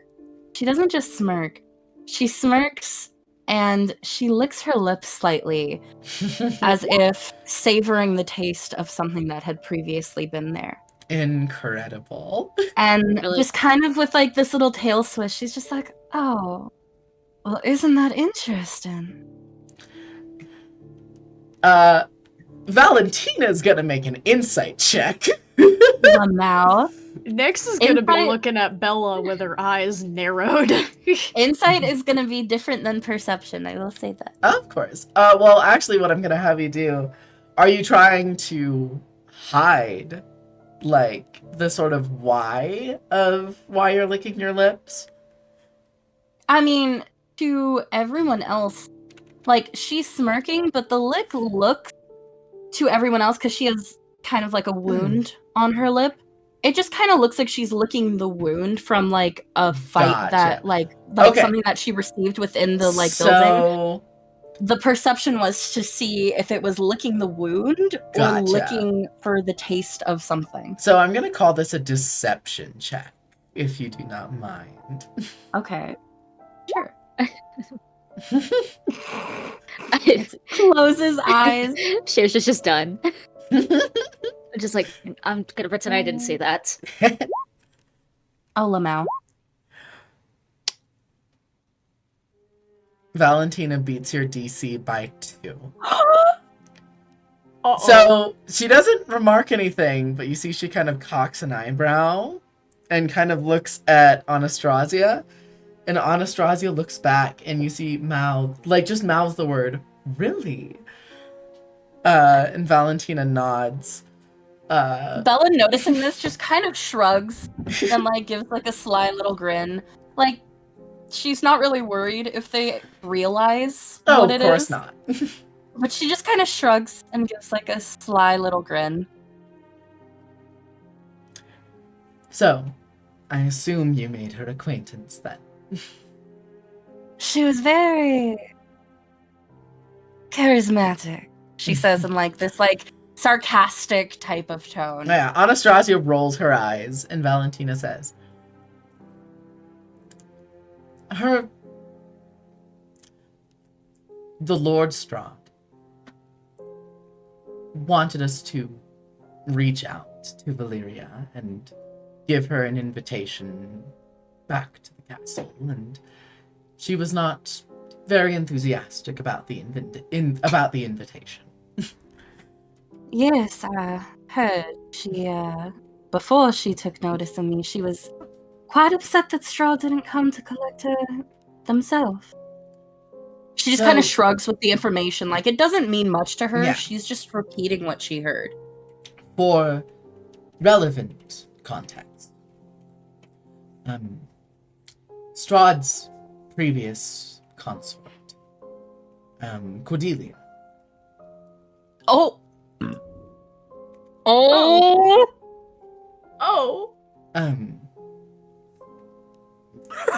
Passed during childbirth. And the Lord of the Land has been secluded in a period of sustained mourning for the late Lady Cordelia, and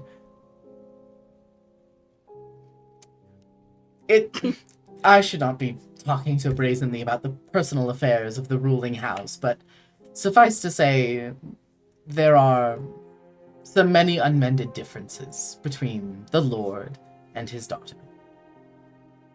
So I take it they don't get along well, huh? Hearing this, while Nyx asks that, she specifically murmurs to her little snake, "We're naming you, darling." Yeah. I was like, oh god. No, she's like, "We're renaming you, darling. Your new name." She goes, yeah, no. Your new name is Lorena." She just flickers her little tongue at you. She just kind of nuzzles her affectionately. Okay. It's like the one time, aside from Monkey, this is actually, I think, the only time the group might see her, like, nuzzle something affectionately. Of course. I am a noblewoman in the city of Vallaki.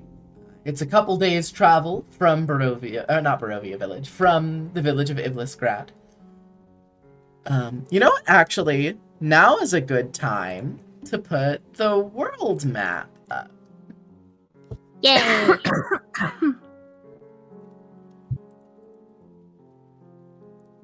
Oh, that's cool as shit. What the fuck? Thank you.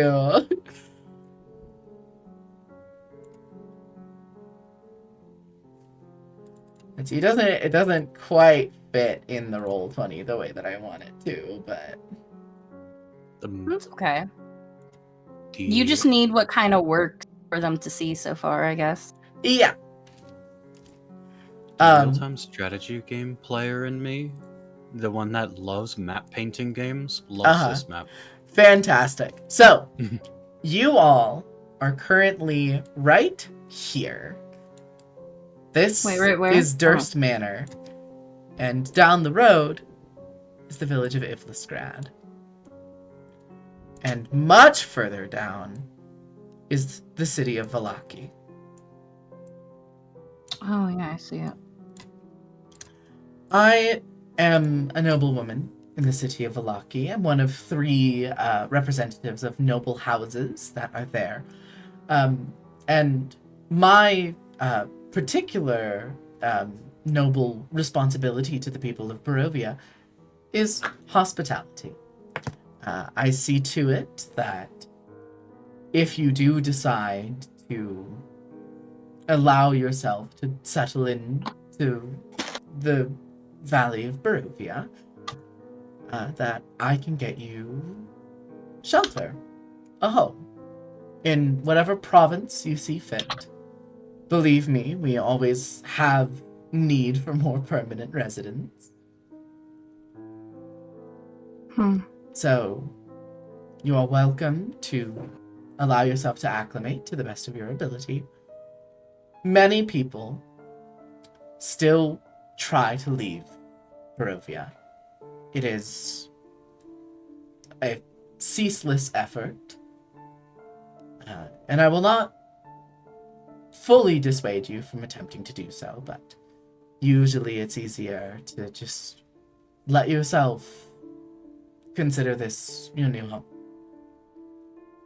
Whenever you find a province within Barovia Valley that you want to settle into, you need only find me in Vallaki, and I will make the arrangements with the Count to get land put in your name.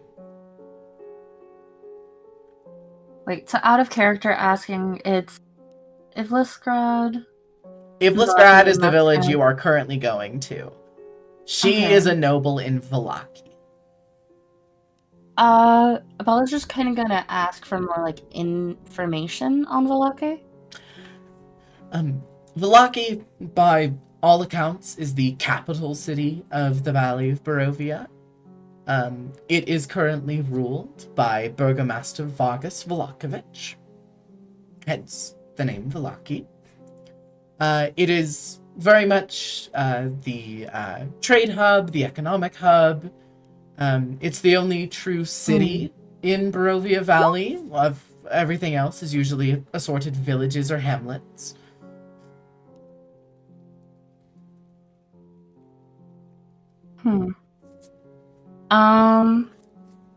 Kind of hearing the trade hub and what Bella previously did before. Mm-hmm.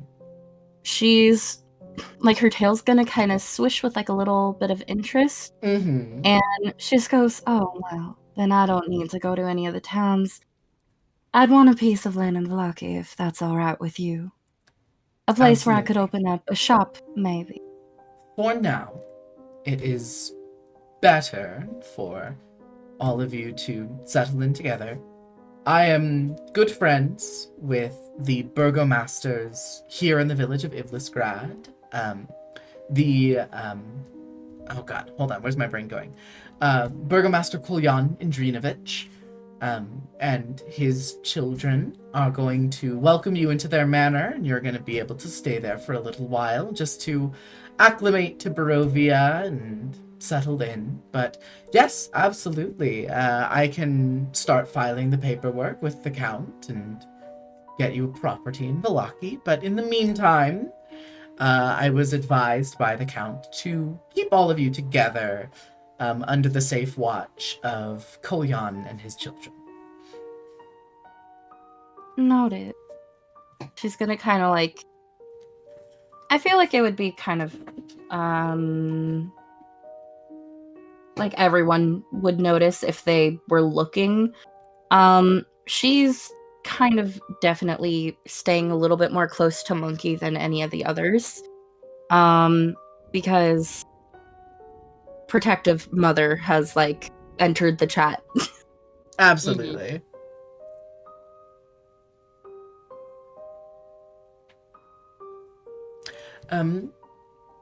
I've concluded the bulk of my little speech here. Is there any questions that any of you might have?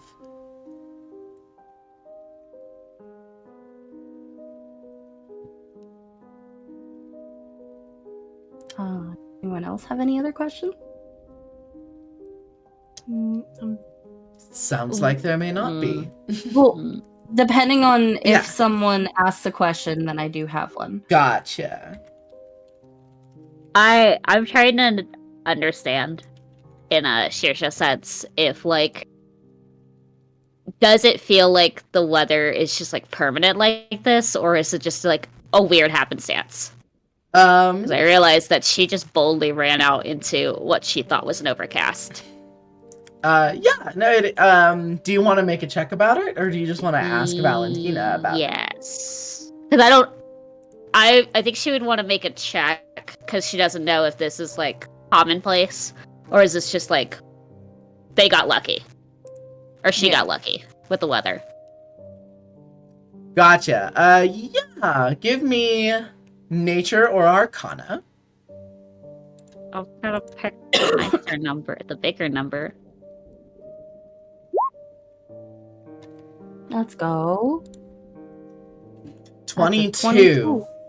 Yeah, with everything going on in Barovia, the mist, everything you've been told about what this place is like, you do have the definite sense that the overcast is perpetual. It's just part of the nature of this land.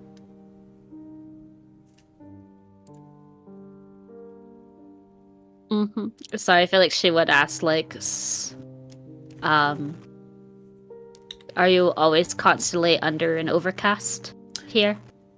Yes. So, it has not been made a secret by any means.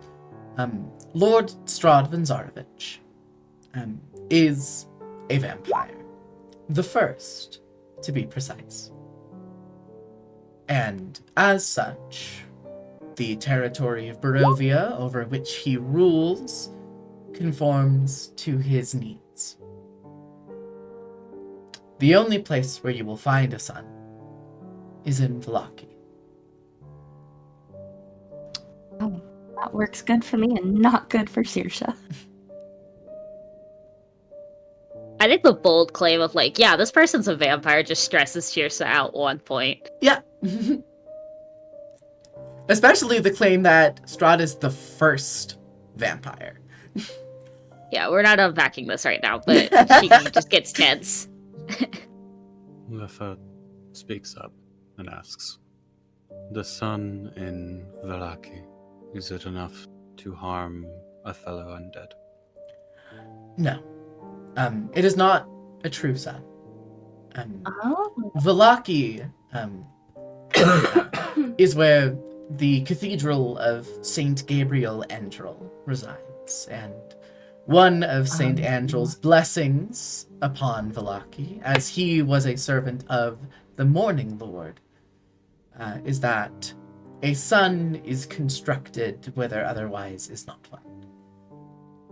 Okay. Oh, so it doesn't damage Saoirse, but it's still and you see she looks at Anastasia and takes her hand in hers and says, it still disables a vampire's ability to reconstitute their body, but it does not burn them.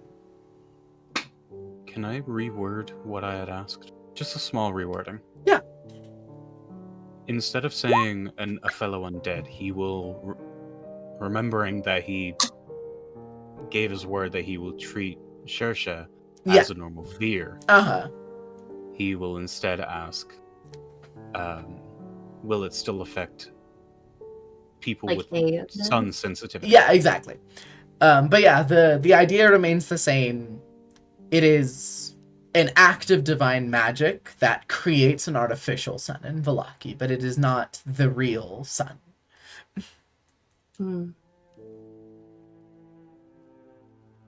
Huh, alright. Nyx is going to ask if she can have some of the wine.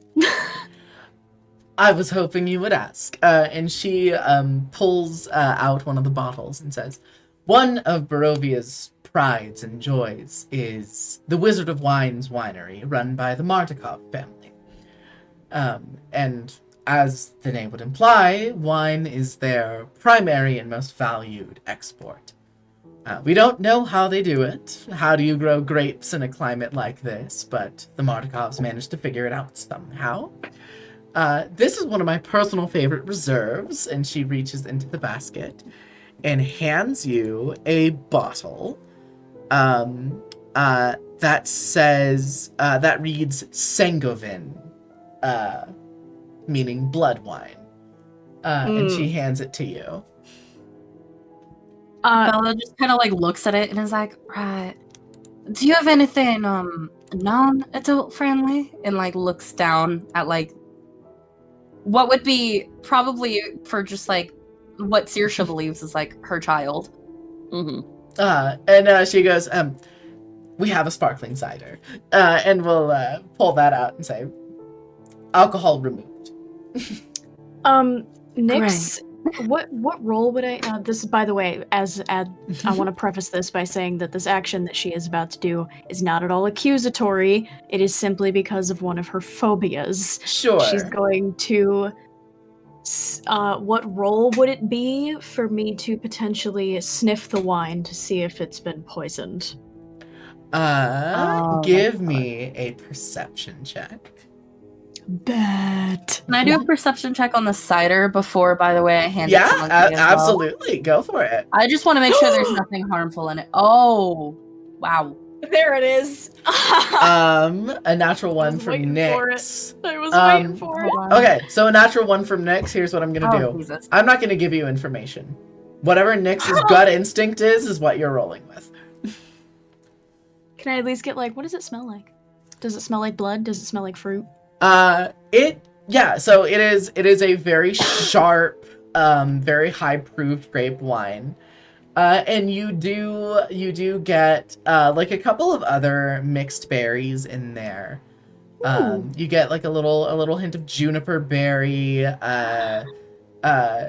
You like I think the big thing though is that there is not incredibly overpowering and very, very subtle, but there is kind of a metallic undertone to the scent.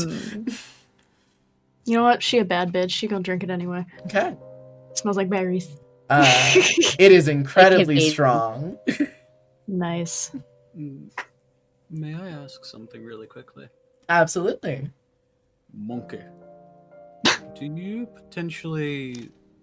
That little basket of foods... Is it just cheeses? Does it have bread? Does it have... What is it? Cheeses, meats, and I think I ate all the bread. Yeah, all the bread's gone. Bread when you were in your but room. It's just assorted meats and cheeses. Not quite understanding the implication of mixing these two. I actually personally feel like one of these mixes would be interesting. Lefa is going to reach in his coat, in his glorified massive poncho, and pull out a jar of honey. Immediately after you pull out the honey, Valentina will look at you and say, "Oh, do you prefer a mead?"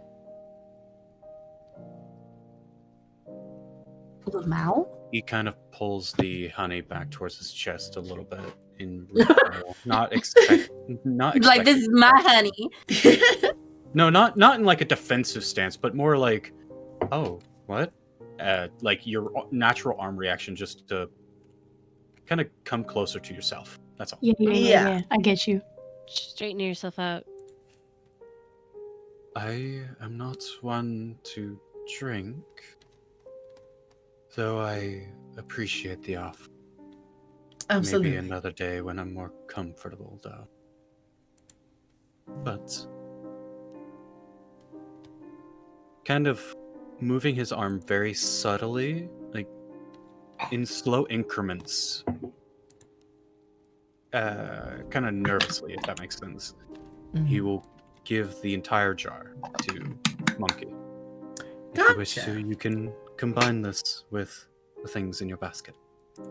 And the thing I mentioned earlier that I actually feel might taste good is the cheese and the honey. I actually feel like that might taste pretty decent. I don't know. Some grapes and honeys taste good too. That's a known thing. Yeah, it depends on the cheese. But yeah, you just got a straight up full ass jar of honey. Oh Okay. yeah, but after a swig Oh, of the no. wine, because Nyx is 100% palming this bottle of wine. After a swig, she holds it over to Shersha to see if she wants any. Hold on, I rolled a natural 1. Sure, what's that Okay. insight for? To see if what you just handed, the most untrustful person to Shersha's eyes, just handed honey to a child. But luckily, God damn when I it. roll a natural 1 on something, my Gathering Whispers takes over. Which I can't remember what happens. Let me look at that. When you make an attack roll, ability check, or saving throw, and roll a 1 on a d20, the haunting voices grow too loud to ignore. Rolling the voices beyond table to determine the effect of these voices. Okay. I roll a d4. Roll a d4.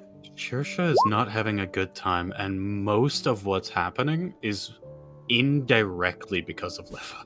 Yep. It is. She And is it makes me deafened as a for 1 player minute. feel so bad. Yeah. She is deafened by the voices for 1 minute. So whatever the voices are telling her, that is all she hears for a single minute, and she probably does not see the wine being passed to her. How I'm going to flavor this is in a particular way. Also, really quick, Belladonna, on your perception check, it is perfectly fine, safe to drink, and is absolutely, legitimately alcohol removed. It's just like, it's just like sparkly cider. Okay. Noted. I'm gonna give that to Monkey. Sounds good. I am going to speak up when she said the meat thing and be like, actually, I would prefer meat if you all had any. Oh, yes, absolutely. And she'll go to fetch one. Shersha, what we're going to say flavor-wise for you being deafened is all of your voices swell in volume, but the loudest one is her. And it fully takes Shersha out of the moment.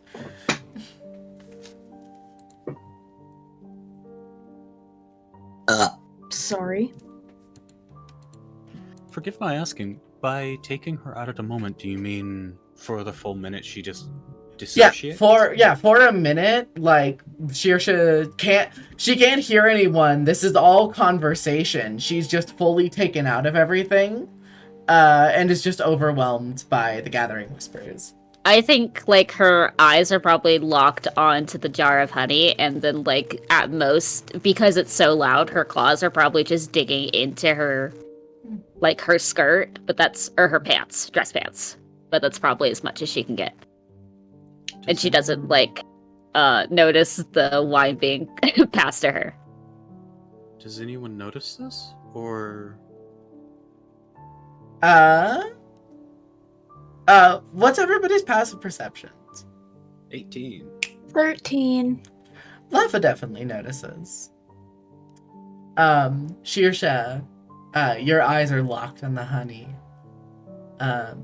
And you just think of like a medicine that you are preparing, that involved honey, and Deirdre coming over and scooping out a little bit of it and putting it on her tongue and goes, "Well, that is just sweet. Just like you, Shersha." Oh, my little heart. Does that heal stress? I think in a weird way, yeah, this would heal your stress. Happy memory. Can I do Such a sweet little thing you are. Yes, Frozen? Can I do an insight check to see if I can just discern? Yeah, give me an insight check. God, I love being a wisdom caster. We'll call it 2 points, Abby. Yeah, Oh, on a yay. 22. It's a weird thing because Shersha is fully zoned out and kind of disassociating, but you also you see a smile curl on her face, and she's looking at the jar of honey, and she seems to be a little reminiscent. Not taking any actions to break her out of this bliss. He just sits back down and Okay. gives a small smile. Fantastic. So, Belladonna, let me see here. You asked for a mead. Let me find where I have that.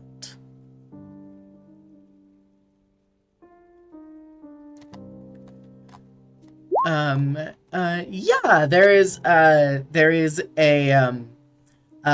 very sweet cherry mead that is handed to you. And the symbol on the bottle, you see a full set of like fluffy pouting red lips that says sweet kiss. Huh. And it's just a Can I do a lovely perception cherry check? mead. Yeah, give me a perception check. I just want to be sure of. Oh Jesus! It not only is the mead good, as in like potable and safe to drink, it's good mead. Oh, okay. Well then we're good. I was expecting you to just be like, "Yep, that's alcohol." That's alcohol. Alright, so yeah. So Monkey has her like sparkling cider. Bella is going to. She like almost slips with her mask on speaking before she like remembers. And then kind of this like recognition slides back into her eyes and she shakes her head slightly. Right. Thank you. And she's going to take very small sips and like I'm guessing they handed her like a glass or something. Yeah. So yeah, she only pours like a small amount because she does still have a child that she's watching. Of course. Real quick, because I know that we have a birthday stream for a certain someone coming up soon. Are there any other questions for Valentina that anybody would like to ask? What happened to that group you said escaped? It's not that they... Okay. There is a group. They actually have a camp near the village of Iflisgrad if you want to swing by it and ask a couple questions to them. They adore visitors. But there is a group called the Vistani. They are traveling nomads. Oh! And Out of character. Oh shit. Yeah. Ah! The Vistani are a group of traveling nomads, and for some reason or another, we have found that they have a strange connection to the mist that no other group has. And they often tend to make excursions outside of the mist and come back with goods and wares that are otherwise not accessible to Barovia. They're actually an essential part of Barovia's trade. But they are very hospitable and very friendly folk who love new faces. If you decide to swing by their camp, and she points to one on the map, right over here by the Sur Pool. One of their Rauni are the Vistani who are able to peer into the threads of fate and can see into someone's immediate personal future. There is a Rauni there. The most powerful one they have, Madame Ava.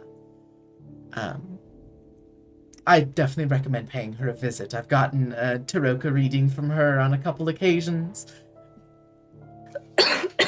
May I ask something? Yes. Would I recognize this name at all? No. This is not of my time?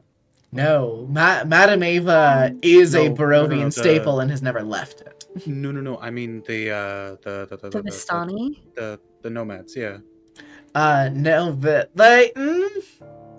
I was about to say, could I roll given the fact that she has connections everywhere? So like see if she's at least heard the name before? What we're gonna do two different flavors of this. For Leffa, I want you to roll history. And for Belladonna, I'm gonna have you roll a luck check. Because Vistani can come from anywhere and any time. So it's purely chance whether or not you have a connection to one. Where would I roll luck? So luck's not you just roll a d20. You want a higher number, an 11 or higher, and you have some Vistana in your circle, and a 10 or lower, and that's a nat 20. You are, in fact, very familiar with the Vistani. You have a couple in your personal social circle. my god. There is a connection between Grandcrest and Barovia in the form of the Vistani. Her eyes kind of light up. I would very much like to go see them if that is possible. Absolutely. Like I said, we'll be dropping you off at Ivlisgrad. It's nearly a week's travel to Vallaki, so we want to get on the road as soon as we can. But I'm sure you could ask Kolyan or either of his children, Irina or Ismark. I'm sure they'd be more than willing to take you to the Surpool. Great, thank you. You're welcome. And Lefa on a 15, obviously any connection they have to the mist you don't understand, but the Vistani are just like Valentina says. They're a group of traveling nomads. They are merchants. They wander from place to place.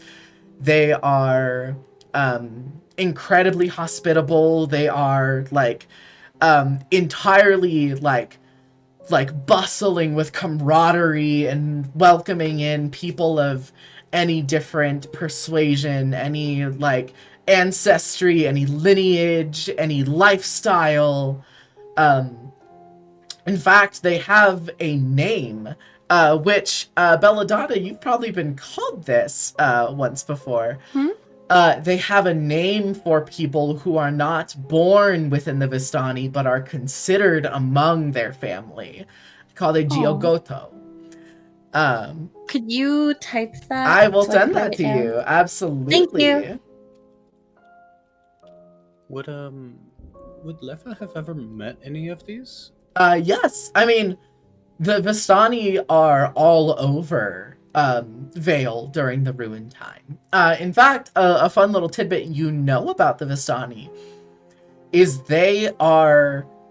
Vistani are a kind of people, but they are also an ancestry of human that is influenced by the plains. And, as traveling nomads can go anywhere. Interplanar travel is a specialty among the Vistani. They can go to any place. And now, using the Mist of Barovia, they can go to any time. No. Oh, fuck. I'm gonna message you to ask questions. I know you're sending me the thing, but I'm also going to be sending you a message. Yeah, no worries. I do have one question as well, but sure. Or Lefa has one question, but absolutely. If Belladonna has a question first, then I'm okay with waiting a little. No, Belladonna's DMing me. Fine. You can ask. Okay. Yeah. This is a slight. Yeah, I'd actually say that he has about the same demeanor as he's had this more tired feel to him. Does this realm affect your dreams at all? You see, with a more dour expression, she goes, part of what makes the mist so intimidating.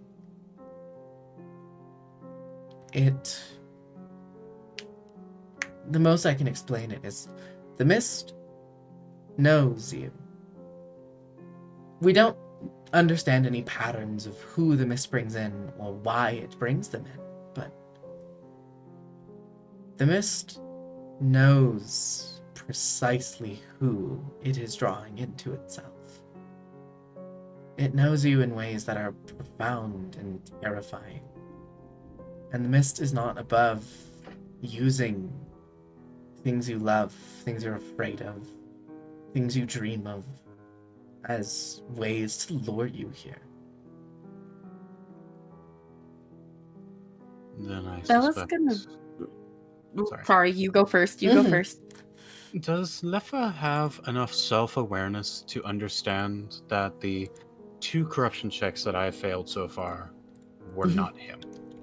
Does he have enough self-awareness to understand that, or... Yeah, I'd say you do. I guess he understands that it was his doing and it was his decision that made it happen, but the morals behind it were twisted. And he's just gonna ask, is this the reason my morals have been affected, changed? You see tainted? Valentina looks at you and leans forward and holds up a hand and performs a minor incantation and muddles some words in Draconic. Kind of like stands up straight just a tiny bit. And she looks at you, and you see mist cloud over her eyes, and her head tilts to almost slightly an angle that it shouldn't be able to. And the sigil drops and her eyes refocus, and she says, Barovia's corruption has found you. It has found all of you. In Barovia, there are beings we know as the Dark Powers. They are beings of pure malevolence. And they are beings who are ever hungry, gluttonous. And they have a very particular diet. Souls. Souls killed in specific ways. There are dark powers who can only feed on the souls of the deceased. Dark powers who can only feed on the souls of those who have frozen to death.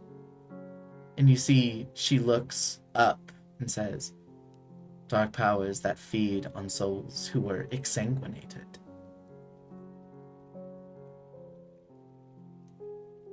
And they cannot feed on their own. They need others to do it for them.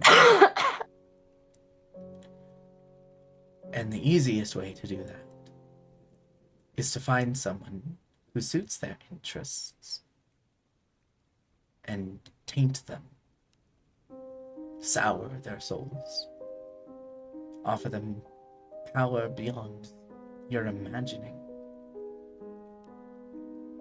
influence your mind in ways you could not comprehend, and make you their champions. And you see she looks back, and you're halfway towards Iflisgrad now, but she looks all the way back to where the hill is and says, it's what happened to Elizabeth. She fell under the influence of a dark power, and it changed her, broke her, remade her, corrupted her. Not to say she didn't still earn it. But the woman Elizabeth was is not the person you found her as.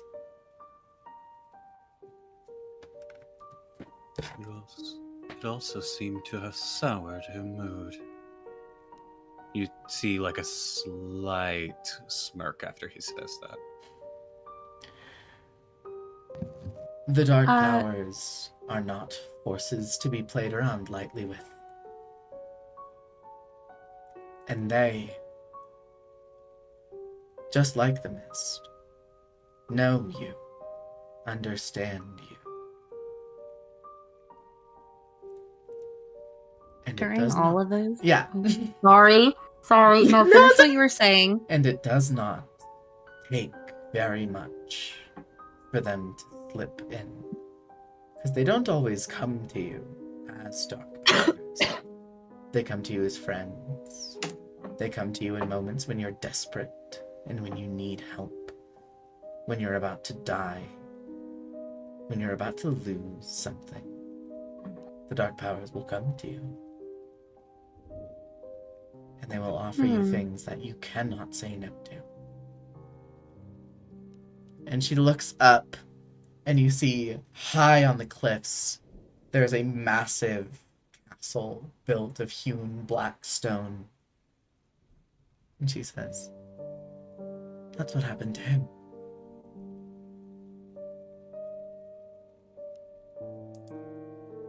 When she starts to state the mist and these powers know them and know things about us intimately, Belladonna will quite visibly tense. And there's, for a moment, her mask falls and there's this show of unease on her face as her mind flits to thinking about her brother and the family that she had created back in Grand Crest. And back to Rivenhollow for a moment and what she did before she snaps her mask back on. And at that moment, it's looking towards the castle when she's talking about that.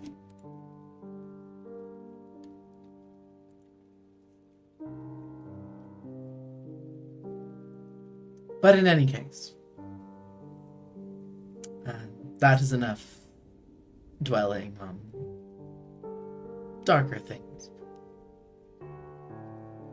Barovia is not like any place you've ever been to, but it is still a place where you can find happiness and comfort and fulfillment.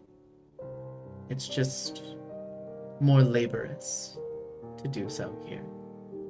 And she squeezes Anastrasia's hand really tight and says, "But happiness is not an impossibility in Barovia. It's just something that's hard won."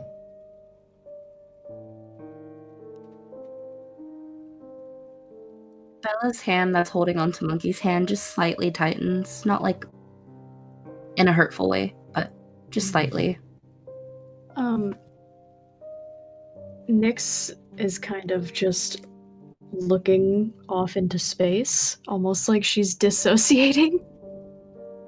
Can you give me a roll? Just a d20. Me? Yeah.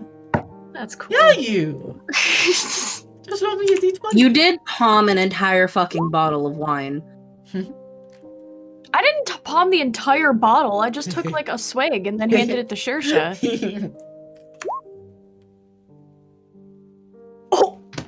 Lamau? A nat 20. How many nat 20s have we gotten this session? So many. Like 9. More than I can count. Nyx, you dissociate, you zone out, you stare off into the middle distance.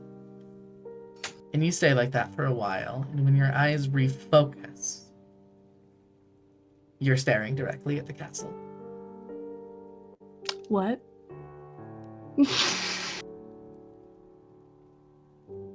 Repeat that for me? Huh. When you start to disassociate, and then when your eyes refocus and you come back into the moment, you have been staring at the castle up on the cliff.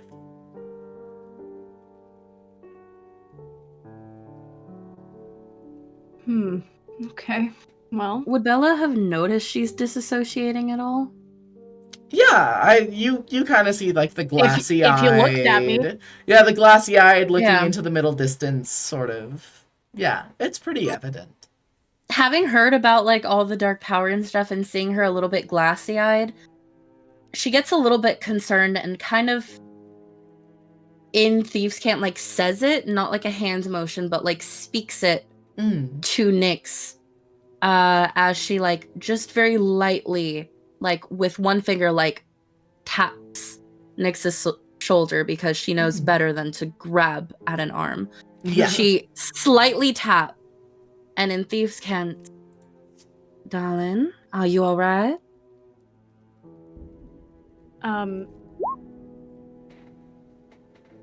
When she had come back into the moment, she was looking at the castle.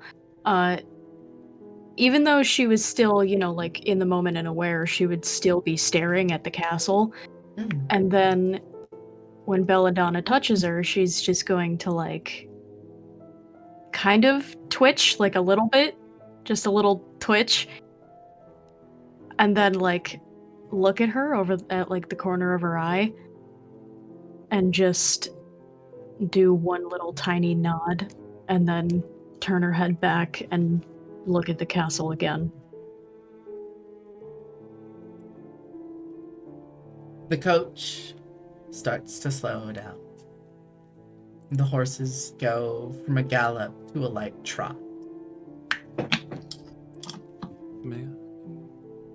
May I ask a question? Can you check the DMs really quickly? Mm-hmm. Yes. It is evident to you that that's what that was. I think a little bit after he passes the jar of honey to Monkey. Kind of mulling it over. This is why it took a minute for him to do it. He also puts one at the feet of Shersha. Okay. As a gift. Jar of honey put in front of Shersha. The coach slows from a gallop to a trot to stillness. And in the sort of Midwestern, like, well, it's time for you to leave, Valentina pats her thighs and says, "We have arrived at the village of Ivlisgrad. Like I said, Anastasia and I are currently living in Vallaki. I know you have already decided that you would like territory within Vallaki, but for anyone else, take the time to explore Barovia, get to know it, and let us know if and where you would like to stay. The twins should be on their way shortly to greet you here. See the gentleman at the front of the coach, hops off, comes around, opens up the door. He is a much older gentleman with sunken features. And Valentina turns and says, "Thank you, Leaf." And he nods and says, "Right this way, single file."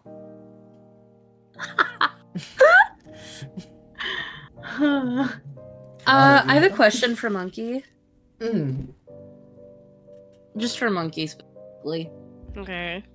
Would Monkey at this point be like tired at all, being like younger? And I know that they get like literally trying to study to be a teacher. I know children or people who are of younger than teens. At this age, no, they should be doing pretty good. All right. Okay. All right, then yeah, she just kind of walks out, still holding her hand, but just like letting her trail behind her. All of you step out one by one. Leaf sort of waves you down as you all exit the coach. Once all of you have left, he will nod to all of you, close the door, hop back onto the coach, take the horse's reins. Valentina will pull open the curtain in the window and says, "Safe travels to all of you, and I'm looking forward to seeing you again. You all were pleasant company, in spite of some of the darker topics of our conversation." Belladonna kind of gives like a cordial wave, like, Sage, you know her past before Grandcrest. Having been a part of that, she knows how to say goodbye to a noble, so she just kind of does what is normally seen. Absolutely. She smiles. Oh, what? Sorry, Z pausing in the middle of that Mid-stretch, yeah. Way too funny. Really? It's like, oops. I was sorry. Okay. I was gonna say that after Valentina said that little blurb about saying that we were pleasant company, Nyx is quite literally going to do one of those big above the head stretches and just mumble to herself, and clearly she doesn't know me very well. I think Lefa is going to try to be courtesy. Courteous? Courteous. Thank you. I think he's going to try to be courteous. He has not interacted with nobles much, but the royal moth in him is speaking to tell him to do so. Could like follow But I what think Bella did? I don't know.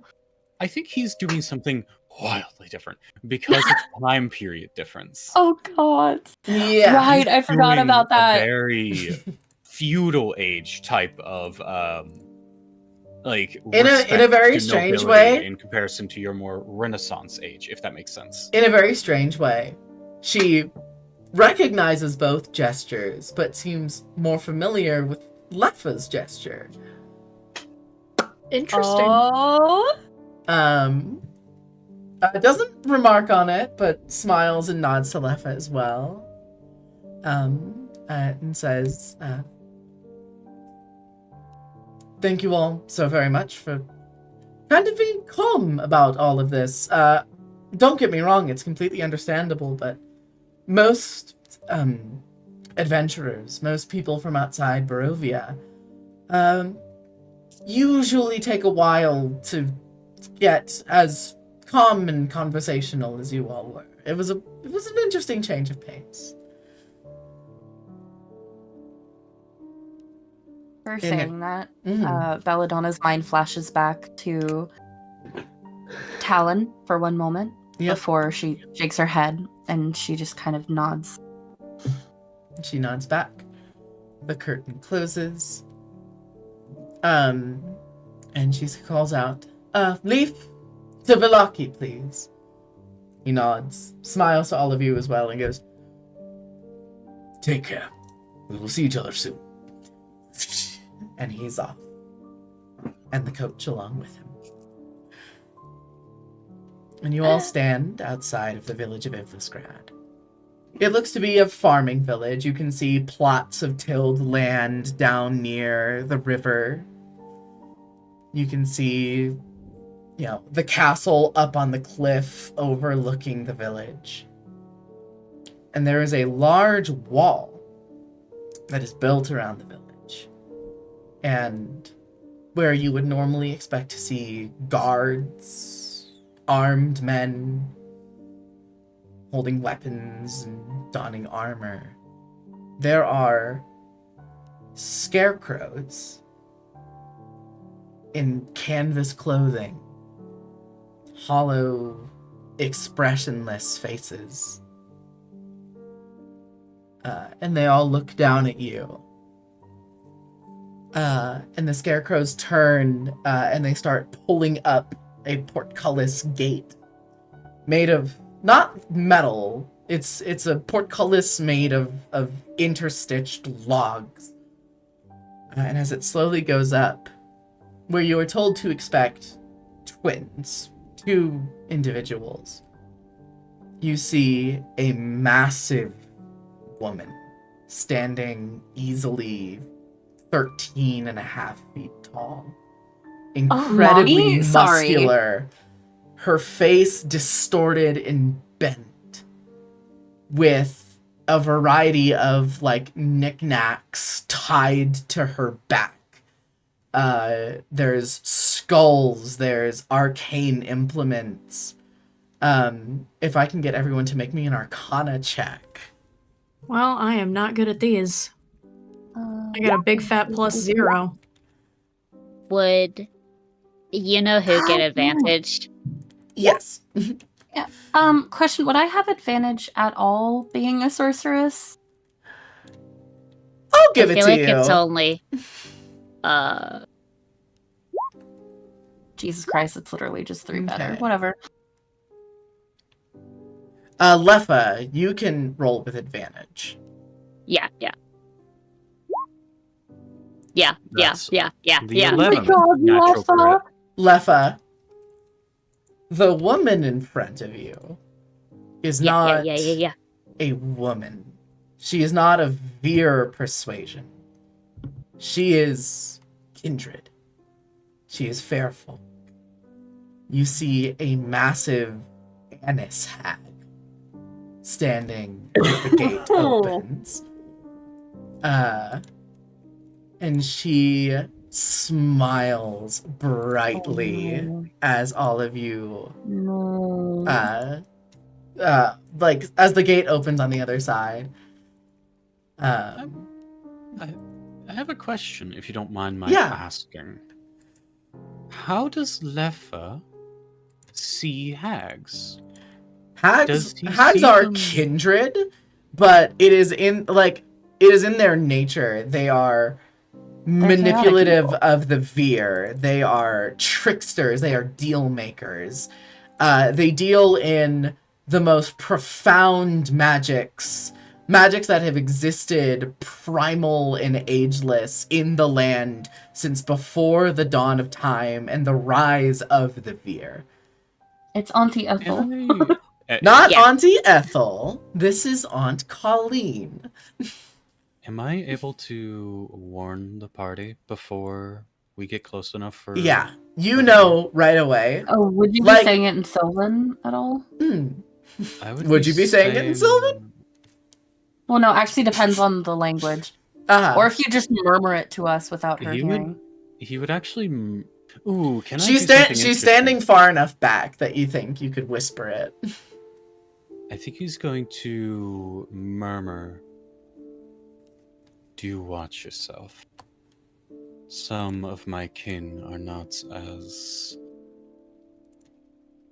reluctant to do trickery. Mhm. That is one of them. Yeah, for something that's very relevant for you, Annis hags, or hags in general, delight in bringing ruin and misery to the world.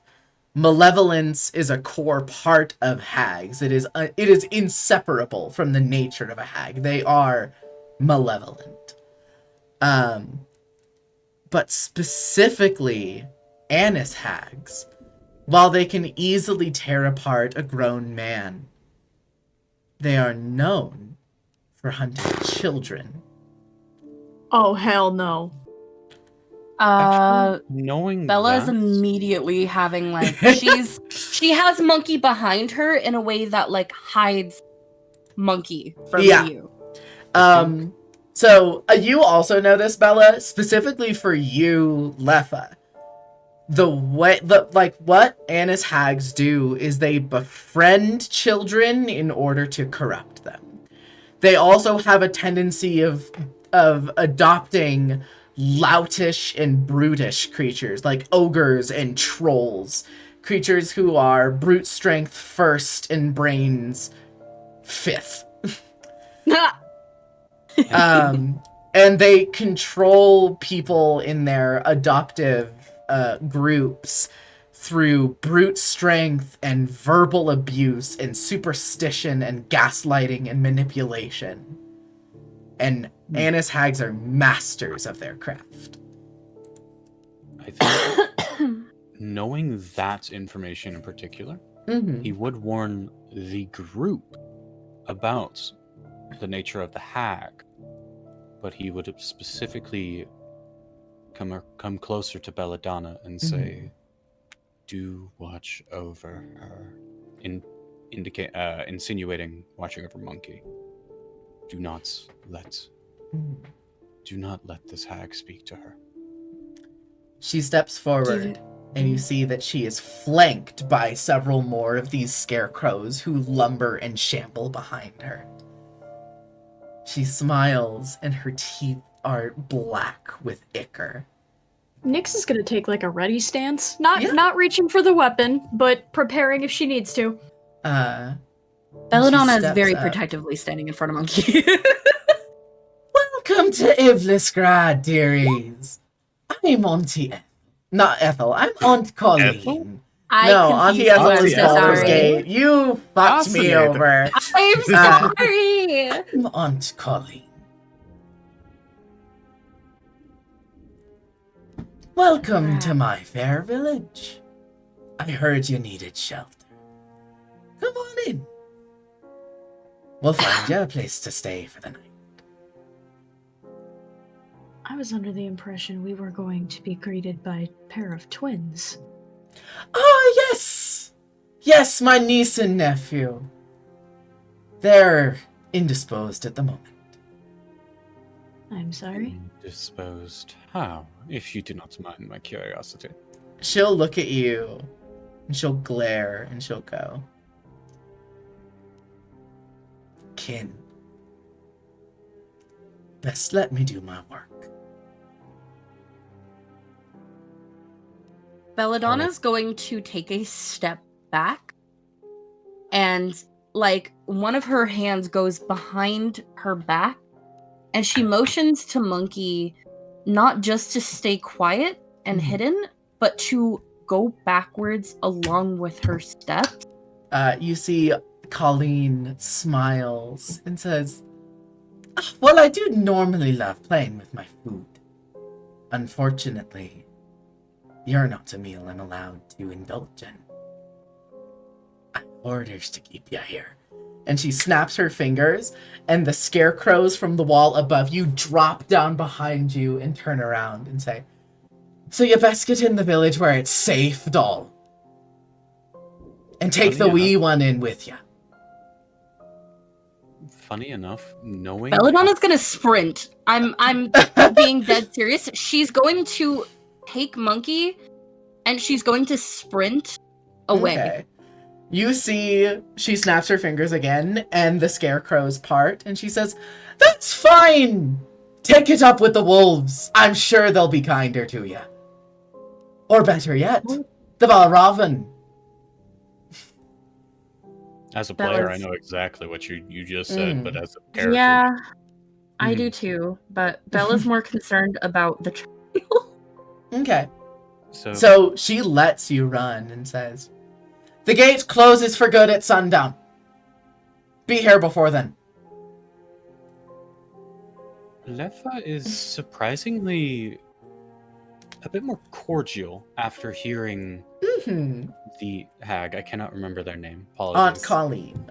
Colleen. After hearing Colleen say that, basically assure that we are not prey, it actually gives him a sense of solace, knowing just how much those words mean, as she is kin. Fantastic.